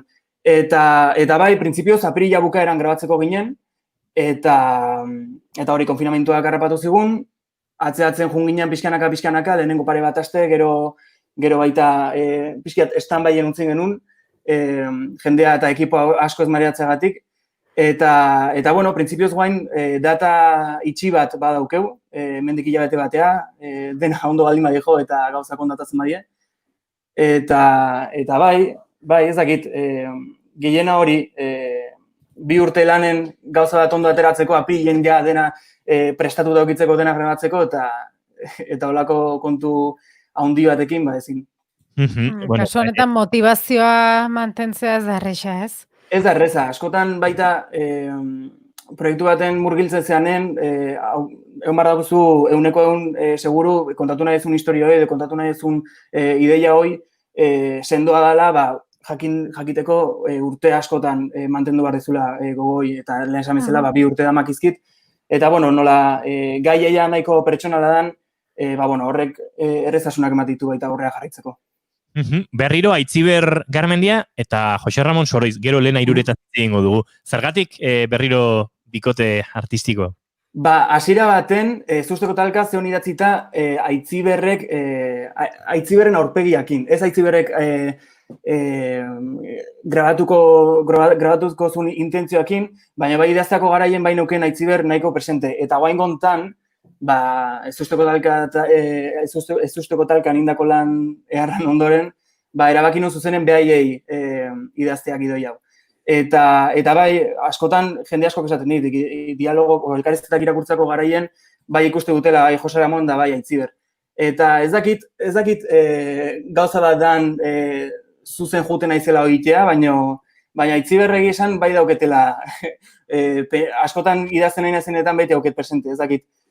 Supongo Euskal Herri mailan gehien musta ez daiten aktore izango galako. Kuriosoa da, ze asko kentzuleak Aitziber batez ere antzerkian ikusi ezpadu, edo segun eta ze antzerkitan ikusi duen, kokatuko du Aitziber barregite bat, humoretik oso ondo moldatzen dena, eta draman ere ze ondo moldatzen den Aitziber, ez usteko talkan besteak beste, egin dira askoz lan gehiago ere egin ditu, baina badago horrez, akaso hain ezaguna ez den Aitziber dramatile bat, Imanol, papera heldu eta bikain defenditzen duena, ez? Bai, ni gaina askotan defenditu izan dut. Komediako aktorek askotan diala dramako aktorek baino askoz gaiago dramako edo pixuko pertsonaiak aurrera emateko zebraiek lan duten erregistroa oso zabala da, eta komedia guztiz da lan bat oso zaila, bai idaztea eta bai hori transmititzea. Eta ez dakit, guain adibidez, guain dela gutxi ikusi nun, ja, igual hilabete batzuk pasako zian, Eloio izeneko filma, Euskal Herrian grabatuta. Bai, oso ona, eta gaina, pixkat, honen arira baita protagonista, guain oso gazki delitiko nahi, zen izen asko batzen, baina baita gaude oso dituta gin tonic eta olako serie, komediako serietan ikustea, ez? Eta ez dakit, nik uste badagola, ez dakit, voluntariotzat jotzen den ekintza bat, esaten dana, zu komediakoa zea, zuk ezakizu edo zuetzea drama iteko gai. Eta ez dakit, nik esan, guain arte lan izan deten aktore asko, komediatik datozte, eta ez dakit, gehiago transmititzen diate alde hortatik. Irukotea osateko... Iban Masage da, besterik gabe. Bai, hori da, bai. Apuntetxoa, protagonista. Imanol, Elena Irureta. Ezin izan duzu, orainik itxialian pentsatzen dut aktorekin. Zuzendari gustatzen zaizue aktorekin gidoi pasia egin, interpretazioa landu, eta lan hori ezin izan duzu egin. Akaso streaming bitartez edo bideo bitartez zerbait landu duzue? Bai, ingenun pixkat, jalenagotik ez usteko talkan ezagutze ginen Soroiz eta Itziberta, Soroiz Itzibertani, baina pixkat, proiektu honekin guandik ez genuen lehenengo harreman bat euki, ez? Eta bai, Skype bidez genuen konfinamentuko laugarren asten edolako zerbait, pixkat, ja egun batzuk genemak izkinen, eta bai, izan zan gehien bat, kontaktu bat, beraiek irakurri ondoren, komentatzeko, beraien duda baita argitzeko, baina bai, guendik pendiente gelditze zaigu gertutik ensaiotxo batzuk itea. Imanol, 3 eguneko grabazio izango da, zu Lazkao tarrazara eta Lazkao inguruan okerrezpa naiz, lehen aipatu duzu, gidoiak baduela oso zuretik, nigandik izena ere ez da urrun ibiliko, eta grabazioaren oinarri izango den etxea ere gertukoa, beraz, akaso, orain arte burutu duzun proiekturik pertsonalena edo izangotan nigandik? Bai, ez usteko talkan askotan galdetzen ziaten gaia nundik zetorren, ez? Azken finen, historioak suizidio baten ingurun ibiltzen da, eta esan alde hartatik enuken inungo gertutasun askoik, baina guain gontan bai saiatu naiz gauza pertsonalago bat burutzen, eta baita banukela gogoa honi buruz hitzeiteko. Ez dakit, askotan nik intuizioz edo ez dakit zeratik, jotzen dut asko eriotzai buruz hitzeitea edo hausnarketa bat sortzea horren ingurun.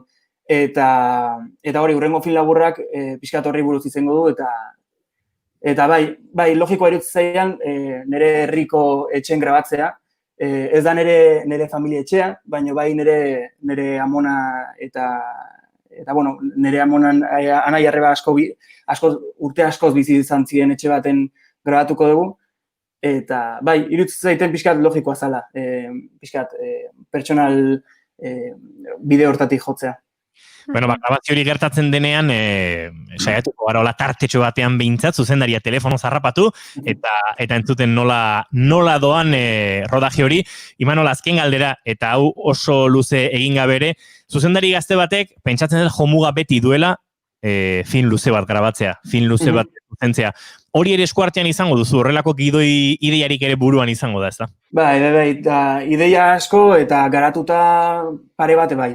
Printzipioz hori, guain unibertsitateko karrera bukatu, eta bueno, printzipioz hortan nire lehenengo film luzea preparatzea. Eta gauza kontatzen dut daia, gero ez da hemendik gutxia. Atrebentzia ez bada, nik hau nabarmendu nahiko nuke, eta entzuleari ere argitzeko, zenbat urte dituzu? 23. Hiru ja, bozartzen ari da, Imanol. Hiru ja, ez nahi dut, ari gara hitz egiten, proiektuak gora, proiektuak bera, laburra, luzea, bakizen, eta 23 urte dituzu. Bejonda izula oso ondo. Askotan enaz gogatzen.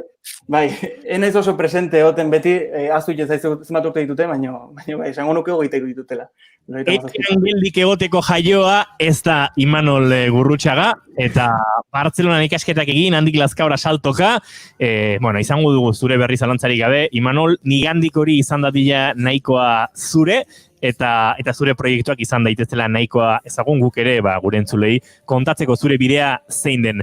Ondo segi, heldu hilabete honi, produkzio lan hori, pazientziak eta ez dizula bizkarrik eman, ze beharko duzu, oraindik ere gora berak izango baitira, eta nahiko lan dena bide honetik eramateko. Mi esker zoi gomitagatik. Ez da zer, eskerrik asko, beste bat arte. Agur. I wanna breathe in an open mind. I wanna swim in the ocean. Wanna take my time for me.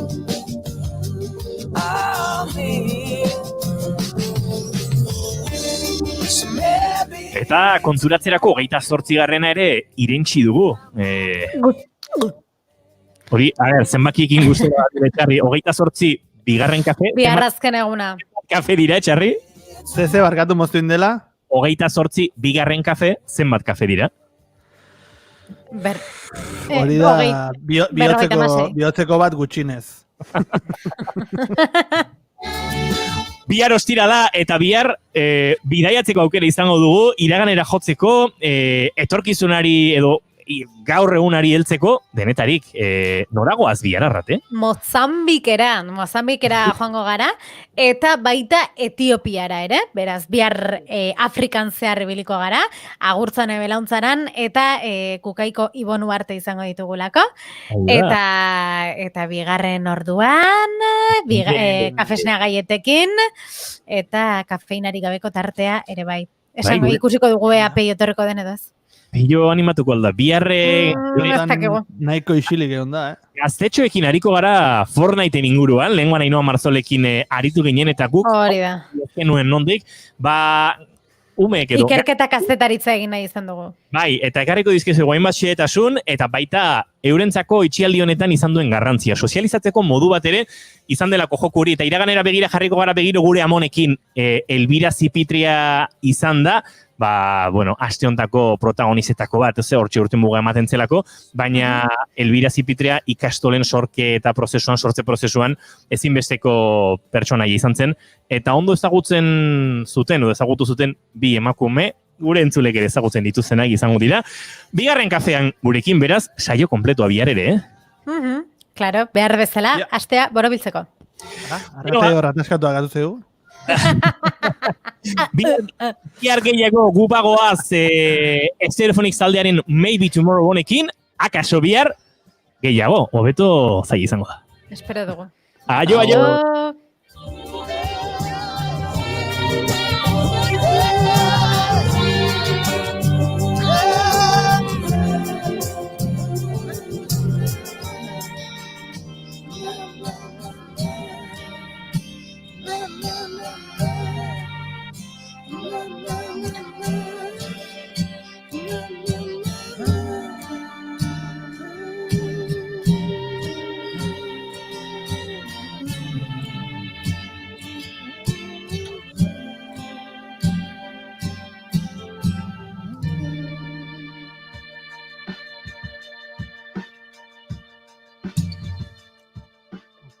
Keep calm and bigarren kafea.